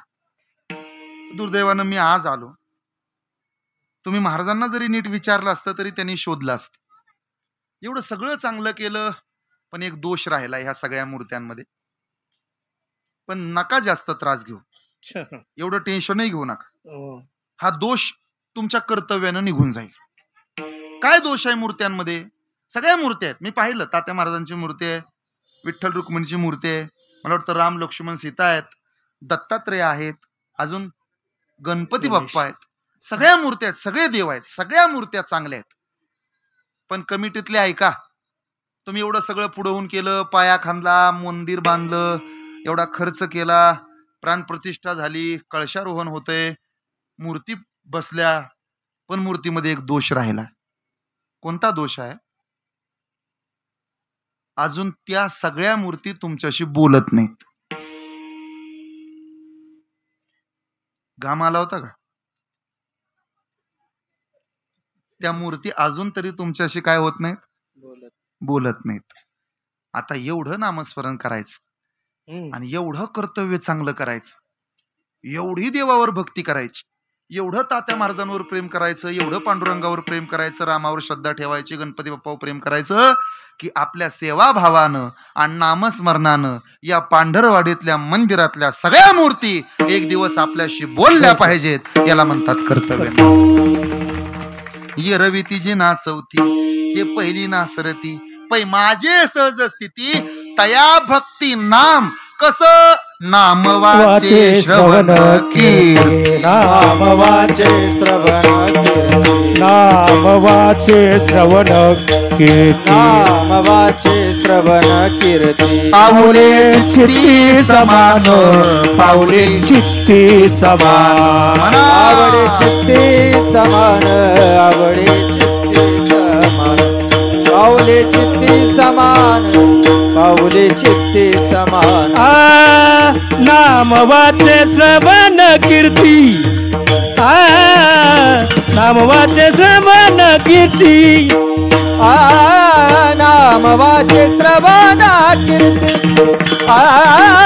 नाम वाचे श्रवण, नाम वाचे श्रवण कीर्ती, नाम वाचे श्रवण कीर्ती, नाम वाचे श्रवण कीर्ती, नाम वाचे श्रवण, नाम वाचे श्रवण, नाम वाचे श्रवण कीर्ती।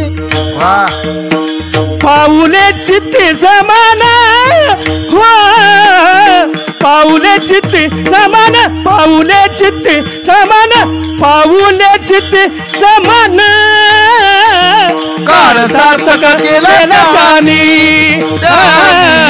काळ सार्थक केला त्यानी. पाऊले चित्ती समान, पाऊले चित्ती समान, पाऊले चित्ती समान, काळ सार्थक केला त्यानी, त्यानी काळ सार्थक केला त्याने. एकदा मनापासून टाळ्या वाजवा बरं बोथेकर महाराजांसाठी. बाबा महाराज अति गोड. नाम वाचे, श्रवण कीर्ती हे कर्तव्य आहे, आणि फायदा पावले चित्ती समान. देवाची पावलं आपल्या चित्तात राहतील. आता पावलं चित्तात राहिल्यानंतर अजून एक मोठा फायदा होतो. कोणता? उभय लोकी उत्तम कीर्ती, आणि देव चित्ती राहिली. ज्याच्या चित्तामध्ये देव आहे त्याची कीर्ती उत्तम चिउरे, कीर्ती मागे पाठीमाग ती कीर्ती राहत असते. हे कायम लक्षात राहू द्या. पहा माझ्याकडे नाम वाचे, नामस्मरण असावं, वाचन नामस्मरणच करावं. अजून काय वैशिष्ट्य आहे वैष्णवाचं? श्रवण कीर्ती, वर्णाविती थोरी एका विठ्ठलाची, कीर्ती मानवाची वर्णू नये. तसं ऐकायचं ते फक्त देवाचंच ऐकायचं, इतरांचं ऐकायचं नाही. आपल्या कानानं आपलं सुद्धा ऐकायचं नाही. स्वकीर्ती कानी न ऐकावी, पूज्यता डोळा न देखावी. अजून महाराज सांगतात, हे मज चिस्त वजाहले परिम्या नाही केली, ऐसे जेने जाणे तले तो सुटला गा. हे मी केलंय, माझ्यामुळेच मंदिर झालं, माझ्यामुळेच घर झालं, माझ्यामुळेच बंगला, माझ्यामुळेच संसार सोन्याचा झाला. हे डोक्यातनं काढा, हे अजिबात डोक्यात घेऊ नका. मग मी केलंय म्हटला तर अहंकार येईल. मग म्या नाही केली, ऐसे जेने जाणे तले तो सुटला गा. काय वैशिष्ट्य आहे? पावले चित्ती समान. गाव चित्तात जर पावलं असतील तर आपला भार देव वाहील. माझ्याकडे पहा. आणि आमचा काळ सार्थकी लागेल. कसा? पांडुरंग परमात्म्याचा एक अवतार म्हणजे श्रीकृष्ण आहे, आणि श्रीकृष्ण हा राधेला भरपूर आवडायचा. राधेचं निस्सीम प्रेम होतं कान्हावर. मुळात राधा या शब्दाचा अर्थच असा आहे, जिच्या आयुष्याची सुरुवात कान्हा, तिचं नाव आहे राधा. जिच्या आयुष्याचा शेवट कान्हा, तिचं नाव राधा. राधा शब्द लिहिताना प्रत्येक अक्षरासमोर उभा करावा लागतो कान्हा. तेव्हा जी पूर्ण होते तिचं नाव आहे राधा. रच्या पुढे कोण उभा करावा लागतो? कान्हा. धच्या पुढे कोण द्यावा लागतो? कान्हा. कान्हाशिवाय जी अधुरी आहे, अपुरी आहे, तिचं नाव आहे राधा. दररोज भगवान गोपाल कृष्ण राधे बरोबर असायचे. आजही राधा कृष्ण म्हणतात, रुक्मिणी कृष्ण म्हणत नाहीत कोण. एक दिवशी रुक्मिणी आई साहेबांनी संध्याकाळी दिवस मावळल्यानंतर जेव्हा भगवान गोपाल कृष्ण घरी आले तेव्हा कृष्णांना विचारलं, का हो कुठं असता दिवसभर? आणि मला जावं लागतं, द्वारकेतली कामं वगैरे पाहावं लागतं. लबाड बोलू नका.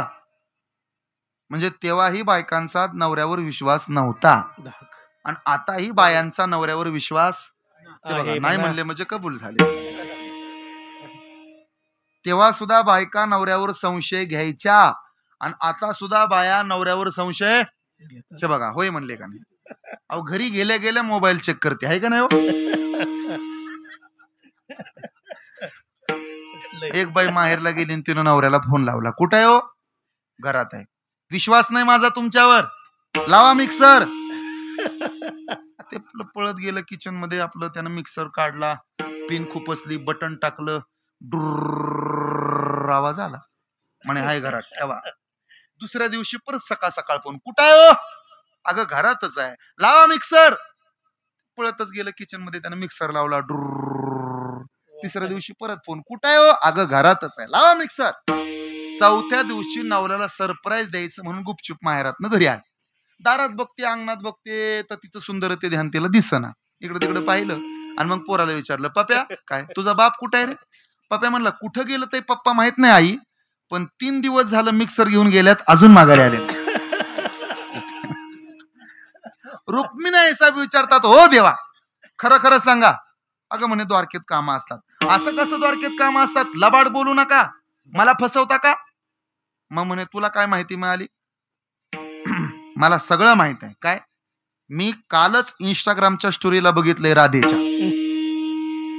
काय सांगते, राधेने इंस्टाग्रामच्या स्टोरीला ठेवलं होतं, देहुडा चरणी वाजवितो वेणू आणि हात खांद्यावरी राधिकेच्या. खुशाल तिच्या बरोबर फोटो काढताना तिथं तुमच्या स्टेटसला ठेवता. जाळ झाला त्या इंस्टाग्रामचा. आमच्या बरं काढता का कधी फोटो? अशी कोण म्हणते? रुक्मिणी. कुणाला? ती म्हणे हे बघ, राधा ही भक्ती आहे आणि भक्तीवर माझं प्रचंड प्रेम आहे, नाही इलाज आहे, तू मनात काय वेगळं आणू नको, चाललंय तर चालू दे, तू पण तेवढी भक्ती कर. रुक्मिणीला राग आला. मग रुक्मिणीनं सत्यभामेला व्हिडिओ कॉल केला. सत्यभामा धाकटी होती आणि देवाची जरा लाडकी होती. असं म्हणतात हो, धाकटी असते ती लाडकी असते. आपल्याला एकच आहे, आपल्याला काय माहिती. तिनं ते सत्यभामेने विचारलं, का ग ताई काय झालं? सत्यभामे, अगं काय सांगावं, मला काही कळत नाही नेमकं काय करावं, कसं लक्ष ठेवावं. सत्यभामा म्हणाले, हे बघा तुम्ही असं करा ताई, टेन्शन घेऊ नका, आपण आपल्या देवावर लक्ष ठेवू. अगं पण आपला कृष्ण लक्ष ठेवायजोगा आहे का? कधी इकडं कधी तिकडं, ह्या मतदारसंघात कधी त्या मतदारसंघात, कधी इकडून तिकडं तिकडून इकडं. एवढ्या वेगानं फिरणारा श्रीकृष्ण आणि त्याच्यावर ध्यान कोण ठेवल? सध्या हे सगळं चाललंय तर देवेंद्राच्याच इच्छेनं चाललंय ना. देवावर लक्ष कोणी ठेवावं? हे मी देवाबद्दलच बोलतो. देवा भाऊनी रागाला जाऊ नये. ऐकताय ना? मग ते लक्ष कोण ठेवणार? म्हणे असं आहे, आपल्याकडे एक पर्याय आहे. काय? सगळ्यात शेवटचे आहे ना. म्हणे कोण? जांबुवंती. आणि ती जरा खतरनाक आहे म्हणे. कस काय? फेसबुकला आहे, इंस्टाग्रामला आहे, स्नॅपचॅटला आहे. जांबुवंती, तिला सगळं कळतं यातलं. स्नॅपचॅट मधलं फिल्टर लावते, पावडर थापते, जिबा बाहेर काढून सेल्फी हाणते. मग तिला बोलवा. आता जांबुवंतीलाच का? अहो ती जांबुवंताची होती म्हणून. जांबुवंत हा वानर कुळातला आहे आणि जांबुवंती ही त्याच्याच पोटी जन्माला आलेली पोरगी आहे. बर, मग आता जांबुवंती म्हणजे 180चं स्पीड, ह्या झाडावर त्या झाडावर, त्या झाडावर त्या झाडावर. मग तिला बोलवा. तिला बोलवण्यात आलं. जांबुवंती म्हणाली, काय करायचंय? काहीच करायचं नाही, फक्त राधेवर ध्यान ठेवायचं, राधेशी मैत्री करायची, राधेला गोड बोलायचं, तिच्याशी मैत्री करून तिला फसवायचं आणि तिला गोड गोड बोलून आपल्या महालात आणायचं. तू फक्त एवढं कर, पुढचा कार्यक्रम आमचा आम्ही पाहू. जांबुवंतीनं बरोबर कार्यक्रम राबवला. राधेला फेसबुकला रिक्वेस्ट पाठवली, नंतर इंस्टाग्रामला फॉलो केलं, नंबर मागितला, बचत गटाची मीटिंग लावली. मग बचत गटाला जाऊ लागल्या, बिशी लावली, एकावर एक हात झाले, सगळं जिथल्या तिथं झालं. हळदी कुंकू ठेवलं, ओळख वाढवली आणि राधेला तिनं एक दिवशी चहा घ्यायला घरी बोलवलं. तिचं काम झालं. राधा म्हणाले, मी चहा घेत नाही, दूध प्या. घरी आणलं. रुक्मिणी म्हणल्या, थोडा वेळ गेला पण सावज ताब्यात आले. आता एकच पर्याय. म्हणे काय? दूध ठेवलं खापराच्या कडेत उकळायला. रट रट रट रट उकळवलं दूध आणि गरम दूध राधेच्या घशात ओतलं. यांना असं वाटलं राधेची आतडी जळून जातील, राधा संपल. पण राधेला काहीच झालं काही नाही. घटा घटा घटा दूध पिऊन टाकलं आणि येऊ का आत्या म्हणून निघून गेली. येऊ का आत्या माहित आहे ना? थेट चालली शेतात. एकटीच चालली बरं का चोपदार, एकटीच थेट चालली ट्रायली घेऊन. माहित आहे ना तुम्हाला? अरे तुम्ही अकलूच आहे, तुम्हाला माहित पाहिजे. राधा निघून गेली. संध्याकाळी देव घरी आले तेव्हा टाचा उचलत आले. पायच टेकू देत नव्हते जमिनीला. रुक्मिणीने लांबूनच पाहिलं. तो भगवंताच्या पायाला रुपयाला एवढे फोन आले होते. पळतच आले. देवा काय झालंय पायाला? कुठे गेला होता पराक्रम गाजवायला? देव म्हणे, रुक्मिणी हा माझा पराक्रम नाही, हा तुझा पराक्रम आहे. म्हणे माझा काय पराक्रम? दुपारी राधेला बोलवलं होतं ना? म्हणे हा. तिला उकळतं दूध प्यायला दिलं? म्हणे हो. अगं तुम्ही उकळतं दूध तिच्या घशात ओतलं आणि त्यामुळे माझ्या पायाला फोड आली. म्हणे कस काय? अगं राधेच्या चित्तात माझी पावलं राहतात. तुम्ही दूध पाजलं राधेला पण फोड आले माझ्या पायाला. पाऊले चित्ते समान पाऊले चित्ते असमान पाऊलेची असमान पाऊलेची नाम वाचे सवन किती पाऊले चिती समान पाऊले चिती समान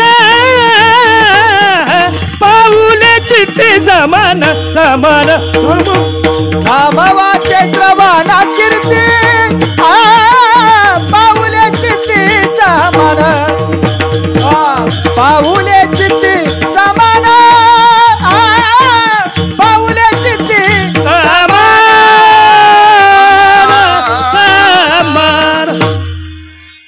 माय बाप माझा उभा कृपादाने विटे समजोडून पदा मुझे किंबहुना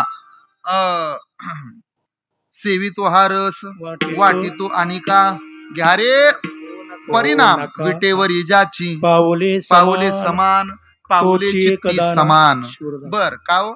असं जर आम्ही वागत आलो वैष्णवांसारखं वागलो अंतकरणात देवाची पावलं नेहमी वाचन नामस्मरण देवाची कीर्ती कानावर असली तर आमचा फायदा काय म्हणजे तुमचा फायदा होईल न होईल पण असं ज्यांनी ज्यांनी केलंय त्यांचा काळ सार्थकी लागला काळ सार्थकी लागला म्हणजे नेमकं काय झालं पहा माझ्याकडं 4 गोष्टी जिंकता येतात 1 समाज जिंकता येतो 2 धर्म जिंकता येतो 3 देश जिंकता येतो आणि 4 देव जिंकता येतो आणि 5वी महत्वाची गोष्ट काळ जिंकता येतो धर्म जिंकता येतो धर्म कसा जिंकायचा पहा माझ्याकडं या जगात भावनापेक्षा भावना महत्वाची दृष्टीपेक्षा दृष्टिकोन महत्वाचा आणि चित्रापेक्षा चारित्र्य महत्वाचं आहे कोण म्हणतं धर्म जिंकता येत नाही चित्र आज चांगलं दिसल कदाचित उद्या चांगलं दिसणार नाही चित्र सुरुवातीला एवढं चांगलं दिसतं चित्राच्या डोळ्यामध्ये चंद्र दिसतो चांदण्या दिसतात 5 वर्षानंतर त्याच चित्राच्या डोळ्यामध्ये चिपाड दिसतात पण चारित्र्य महत्वाचं आहे साने गुरुजी लहान होते श्यामची आई नावाच्या पुस्तकातला हा संदर्भ आहे पहा माझ्याकडं आईने हाक मारली श्याम अरे आंघोळ घातली तुला हा आई मग घरात यायचं सोडून तिथंच का उभारलाय आई अगं पायाला माती लागते माझ्या आईने उत्तर दिलं श्याम लहानपणी जसं स्वतःच्या पायाला माती लागू नये याची काळजी घेतोस तसं आयुष्यभर स्वतःच्या चारित्र्याला डाग लागू नये याची काळजी घे बेटा बस एवढं मिळवलं तरी सार्थक होईल चारित्र्य महत्वाचं छत्रपती शिवाजी महाराज चारित्र्याच्या जीवावरच धर्म जिंकला ना कोण म्हणतं धर्म जिंकता येत नाही चारित्र्य किती सुंदर होतं धर्म जिंकला कल्याणच्या सुभेदाराची सून भर दरबारात आणून उभा केली राज नजराना आणलाय तुमच्या करता छत्रपतींचे डोळे विस्पारले गेले अरे ज्याला बाईतली ताई का आली तो मुक्ताईचा ज्ञाना झाला बाईतली मैत्रीण का आली तो राधेचा श्याम झाला बाईतली पत्नी का आली तो सीतेचा राम झाला पण ज्याला बाईतली आई का आली तो जिजाऊचा छत्रपती शिवबा झाला अशी चामूची सुंदर माता असती रूपवती आम्ही इतकेच सुंदर दिसलो असतो वदले ते शिव छत्रपती बस आमची आई अशी सुंदर असायला पाहिजे होती साडी चोळी घेतली आणि त्या माऊलीला देऊन टाकली आई म्हणून हाक मारली सुंदर नव्हती म्हणून तिला माघारी लावलं ना त्या कल्याणच्या सुभेदाराच्या सुनेला त्या मुसलमानाच्या सुनेला दिसायला चांगली नव्हती म्हणून माघारी लावलं का किती सुंदर होती ऐकायचंय काळ्या राती तळपत होत तिच्या रूपाच ऊन काळ्या राती तळपत होत तिच्या रूपाच ऊन अशीच देखणी होती का मुसलमानाची सून आपल्याला तर दिवसा बॅटरी लावून पाहावं लागतं पण ती एवढी सुंदर होती धर्म कसा जिंकला काळ्या राती तळपत होत तिच्या रूपाच ऊन अशीच देखणी होती का मुसलमानाची सून त्या तरुणीला आई म्हणाला आई ग त्या तरुणीला आई म्हणाला राजा तो शिलवान म्हणून आनंदाने नांदत होते हिंदू मुसलमान, आनंदाने नांदत होते हिंदू मुसलमान, आनंदाने नांदत होते हिंदू मुसलमान, आनंदाने नांदत होते हिंदू मुसलमान. बांधत होता मंदिर, बांधत होता मस्जिद, शिवरायाच्या चरणी झुकते तेव्हा शिर, शिवरायाच्या चरणी. शिवरायाच्या चरणी झुकते तेव्हा मान, आनंदाने नांदत होते हिंदू मुसलमान, आनंदाने नांदत होते हिंदू मुसलमान, हिंदू मुसलमान नांदत होते हिंदू मुसलमान. छत्रपती शिवाजी महाराज महाराज की की जय. धर्म जिंकता येतो. कोण म्हणतं देश जिंकता येत नाही? आजही ज्याला वर्गात बसायला जागा नव्हती, शाळेमध्ये शिकायला अधिकार नव्हता, मास्तरनं फळ्यावरती गणित लिहून दिलं तर ते गणित सोडवण्याकरता 7.5 वर्षाचा पोरगा वर्गात गेला तर वर्गातल्या पोरांनी वर्गाचा त्याग केला. डोक्याचे केस कापायला न्हाव्याकडे गेला तर गावानं त्या न्हाव्याला वाळीत टाकायची धमकी दिली. दिव्याचा मंद मंद प्रकाश यायचा आणि त्याच्यावरती बसून अभ्यास करायचा पोरगा. गरिबीमध्ये दिवस काढले, पण या देशाला संविधान बहाल केलं. त्या महामानवाचं नाव डॉक्टर बाबासाहेब आंबेडकर आहे. कोण म्हणतं देश जिंकता येत नाही? धर्म जिंकता येतो, देश जिंकता येतो. कोण म्हणतं समाज जिंकता येत नाही? समाज सुद्धा जिंकता येतो ना. अरे बोलण्यानं नुसता समाज जिंकलाय का? विवेकानंद ना घरातले होते, रक्तातले होते, ना नात्यातले होते, पण तिथं गेल्यानंतर म्हणाले माझ्या बांधवांनो, माझ्या भगिनींनो, समाज जिंकला. आजही शिकागोला धर्म परिषद भरते तर विवेकानंदांच्या प्रतिमेच्या पूजनानं तिथली सुरुवात केली जाते. काय संबंध आहे त्यांचा नामचा? पण समाज जिंकता येतो. कोण म्हणतं समाज जिंकता येत नाही? एक आठवण सांगतो. आम्ही भाऊंच्या शेवटच्या क्षणी आलो होतो, श्राद्धालाही मी आलो होतो. तेवढा समाज पाहिला की मग अंतकरणात वाटलं होतं की समाज जिंकता येतो. कोण म्हणतं समाज जिंकता येत नाही? तुम्हाला माहिती नाही, तुम्हाला एवढंच माहित आहे, मनीषाताई माहित आहेत, महाराज माहित आहेत, तुम्हाला तुम्हीच तेवढं माहित आहे की सुभाष भाऊंचं तुमच्यावरच प्रेम होतं, तुमचेच ते होते, तुम्हालाच त्याने आपलंसं केलं होतं.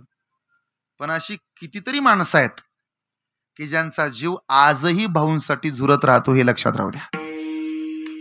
आम्ही मागच्या 2-3 वर्षापूर्वी संगमनेरच्या पलीकडे गेलो होतो. मामाच होते माझ्याकडे, मला वाटते अकोलेच्या पलीकडे गेलो होतो. तिथे एक भाऊंचा शिष्य परिवारातला माणूस भेटला होता.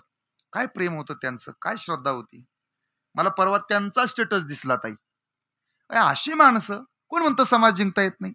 हा, आता आपल्याला आपलं कुटुंबही जिंकता येत नाही, तो भाग निराळा आहे, पण समाज जिंकता येतो. पुढचा ऐका, देवही जिंकता येतो. कोण म्हणतं देव जिंकता येत नाही?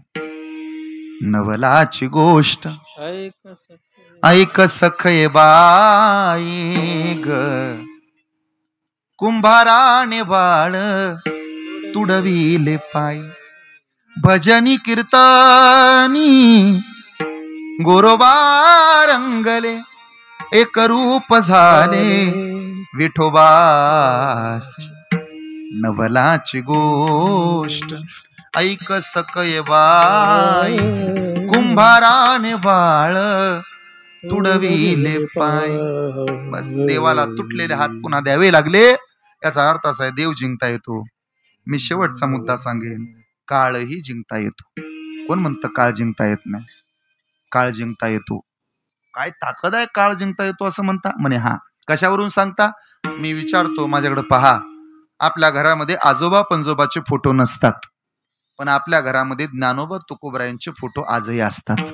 आपल्या घरामध्ये पंजोबा खापर पंजोबाचे फोटो नसतात, पण आपल्या घरामध्ये छत्रपती शिवाजी महाराज, तुकाराम महाराज यांचे फोटो आजही असतात. आपल्या घरामध्ये आजोबा पंजोबाची समाधी नाही, ना त्यांचा फोटो आहे, ना त्यांच्या आपण पाया पडतो. पण गेल्या अनेक वर्षानंतर सुद्धा आपण इथं आल्यानंतर आपल्या मस्तकाला सांगावं लागत नाही की सद्गुरु तात्याबुवा महाराजांच्या समोर नतमस्तक व्हा. याचा अर्थ आहे की काळ सुद्धा जिंकता येतो. बस चंद्र आणि सूर्य आहे तोपर्यंत तात्याबुवांची समाधी आहे. म्हणून काळ सार्थक केला त्यांनी अंधरीला म्हणे विठ्ठल. आज त्यांच्या या सोहळ्याच्या निमित्तानं कीर्तनाचा समारंभ निर्दंब सर्वदा. काळ सार्थक केला त्यांनी दरीला म्हणे विठ्ठल. असं काय मोठं वैशिष्ट्य आहे महाराजांच्या मध्ये. असं जेव्हा आम्ही निळोबा यांना विचारलं तेव्हा साधकाबद्दल बोलताना निळोबाने दिलेलं उत्तर म्हणजे अभंगाचं शेवटचं चरण.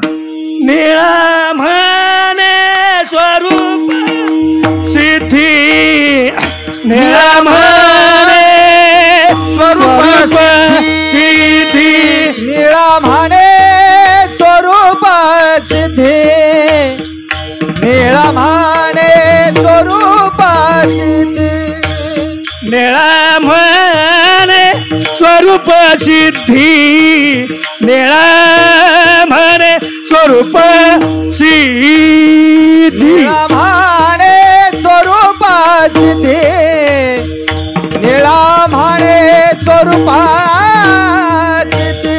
नित्य समाधी हरिनामे, नित्य समाधी हरिनामे, नित्य समाधी हरिनामे,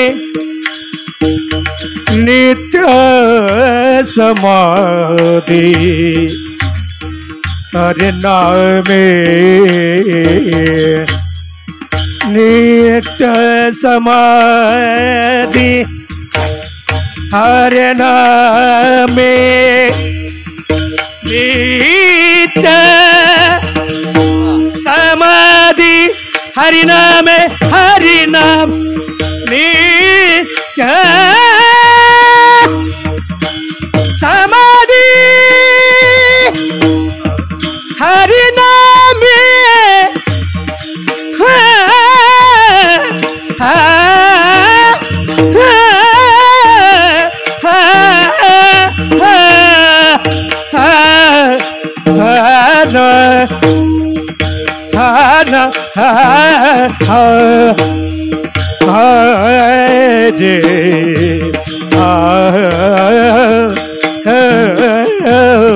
नित्य समाधि हरि नाम, हरि नाम, हरि नाम, नित्य समाधि, नित्य समाधि हरि नाम, हरि नाम,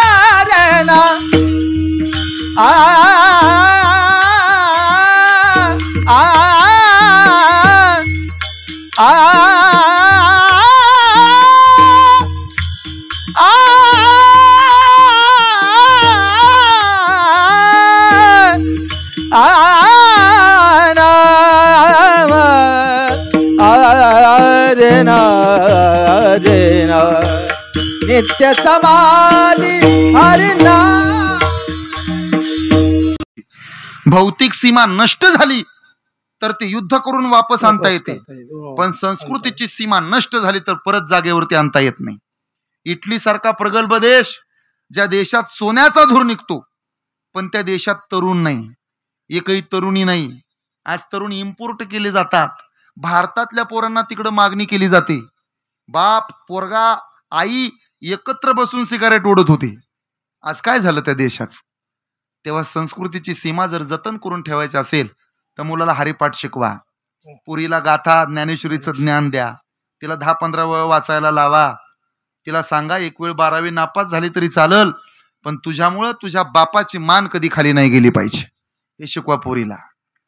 पूर्वी सगळ्या जोड्या स्वर्गात जुळायच्या, आता 50% जोड्या वर्गात जुळायला लागल्या महाराज. नाहीला झाला. खांद्यावरनं ओढणी खाली आली तर पुरी पुढे जात नव्हत्या. आता क्रॉप टॉपचा जमाना आला, नाईट आउटचा जमाना आला, पोराच्या गाडीवरती बसून दिवस रात्र बोंबलं थिंडायचा जमाना आला. तोंड उघडं होतं, खांदे मांड्या पोट झाकलेलं होतं.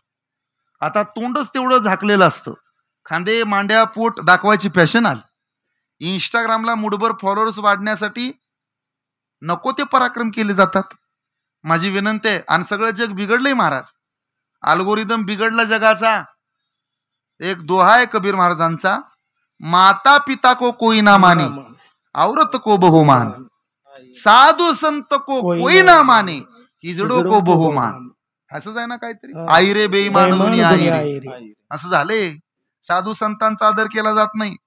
आणि ती रस प्यायला ये म्हणलं ग माय, ते येड सध्या टीव्ही मुलाखत द्यायला आहे. चांगल्याची मुलाखत घेतली जात नाही, हिजड्याला तिथं बोलवून मुलाखत घेतली जाते. महाराज तुमचे फॉलोअर्स कसे वाढले आणि कसं झालं, ते चंगळ्या बोले कुहू आलं तिथं जातंय टीव्हीला. आणि आमचा पकवाजा मेला पकवाज वाजू अजून त्याला फॉलो बी कुणी करत नाही. हे कलियुग आहे. सगळं जग आपल्याला बिघडवायला बसले. या कलियुगात कुणीच कुणाला माझं म्हणत नाही. आपली शेती जोपर्यंत गावाकडे पडीक असते तोपर्यंत गावाला गोड असतो आपण. ज्या दिवशी आपण आपला 1.5 एकर वाहित करतो त्या दिवशी गावकीतले भावकीतले लोक आपल्याला त्रास देऊ राहतात. आपल्या पोराचा पहिला नंबर आला तरी शेजारची माणसं बोलायचे बंद करतात. अशा काळात एकमेव आधार फक्त साधूचा, हे विसरू नका.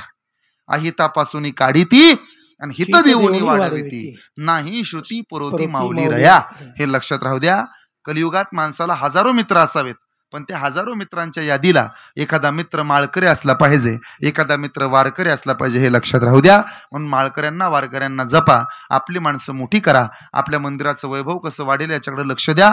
पुन्हा एकदा ग्रामस्थांचे आभार मानतो, ताईंचे आभार मानतो, दादाचे आभार मानतो आणि सेवेला पूर्णविराम देतो. एकदा मोठ्या प्रेमानं विठोबा रखमाईचं भजन करूया. मी नामस्मरण सांगितलं, येऊ द्या बरं हात वर सगळ्याची एक साथ, कोपरात वाकवू नका, सरळ असं. हा, नामस्मरण सांगितलं, अध्यात्माचा पाया सांगितला, काय काय गोष्टी वायाला जात नाहीत याची यादी सांगितली, साधुत्व सांगितलं, साधूची अरे हात वर घ्या ना, साधूची लक्षणं सांगितली. ताई म्हणत असतील मी दररोज माणसांना हात वर घ्यायला लावते, आज स्वतः हात वर घ्यायचे म्हणले की मग लक्षात येते. ऐका नाही, अनुभवे आले अंगा. आता बघा, लक्ष द्या. मी अध्यात्माचा पाया सांगितला. काय झालं, तुम्ही हसता का? अरे हात वर घ्या ना. आता बघा, मी नामस्मरण हा अध्यात्माचा पाया, अरे माझं पूर्ण तरी होऊ द्या. अध्यात्माचा पाया सांगितला, काय जपायचं ते सांगितलं, वैष्णवाची लक्षणं सांगितली, तात्या महाराजांच्या आयुष्यातले चमत्कार सांगितले, त्यांनी घालून दिलेल्या परिसीमा सांगितल्या, नामस्मरण कसं करावं ते सांगितलं, यासाठी राधेचा कृष्णाचा मोठा दाखला दिला, प्राण प्रतिष्ठेचं महत्व सांगितलं, मूर्तीमध्ये प्राण असतो का याच्याकरता विविध दाखले दिले, आणि अभंगाच्या अरे हात वर, अभंगाच्या शेवटच्या चरणापर्यंत आपण आलो. अशी बोटात बोट घाला, घ्या हात खाली, घ्या हात वर, घ्या हात खाली. अंगात येत नाही ना कोणाच्या? आजपासून तुम्ही माझ्या सगळ्या बहिणी, चालेल ना? किती जणींना वाटतं सागर महाराज आपला भाऊ असावा? हात वर करा बरं. बस, घ्या हात खाली. आता आजपासून मी तुमचा भाऊ आहे, आणि खरंच भाऊ माना. बहिणीनं भावाला हिस्सा मागू नये, आणि बहिणीनं ऐकता ना, सगळ्यात महत्वाचं, आणि भावानं बहिणीला काही कमी पडू देऊ नये, हे लक्षात राहू द्या. चांगलं वागायचं, चांगलं राहायचं. पुत्राची पारख लग्नानंतर, कन्येची पारख लग्नाच्या आधी, भावाची पारख भांडणात, मित्राची पारख संकटात, आई बापाची पारख आपलं पालन पोषण करताना, लेकरांची पारख आई बापाचा सांभाळ करताना, नवऱ्याची पारख बायकोच्या आजारपणात, आणि बायकोची पारख नवऱ्याच्या गरिबीत. 1 ग्रॅम जीवाला आराम. असं सगळ्यांनी राहा. कोणी काळजी करू नका. तुम्ही माझ्या बहिणी आहात. कोण आहात? अरे बोला ना बहिणींनो, कोण आहात? बहिणी. आणि मी तुमचा कोण आहे? भाऊ. तुम्ही माझ्या कोण? भाऊ कुणाचा? आणि बहिणी कुणाच्या? अरे बहिणी कुणाच्या? भावाच्या. बहिणी कुणाच्या? अरे बोला ना बहिण्यांनो, दाजींना घाबरू नका तुम्ही. बहिणी कुणाच्या? म्हणजे 1500 रुपये कुणाचे? बस एवढं फक्त लक्षात ठेवा. हा संदेश देतो, सेवेला पूर्ण इम्राम. येऊ द्या बरं हात वर. आता सरळ एक साथ. आनंदानं टाळी, आनंदानं भजन. विठोबा रखुमाई,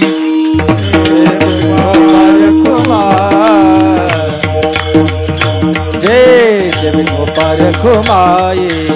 विठोबा रखुमाई जय जय विठोबा रखुमाई टाळी वाजवा सर्वजण विठोबा रखुमाई विठोबा रखुमाई विठोबा रखुमाई विठोबा रखुमाई विठोबा रखुमाई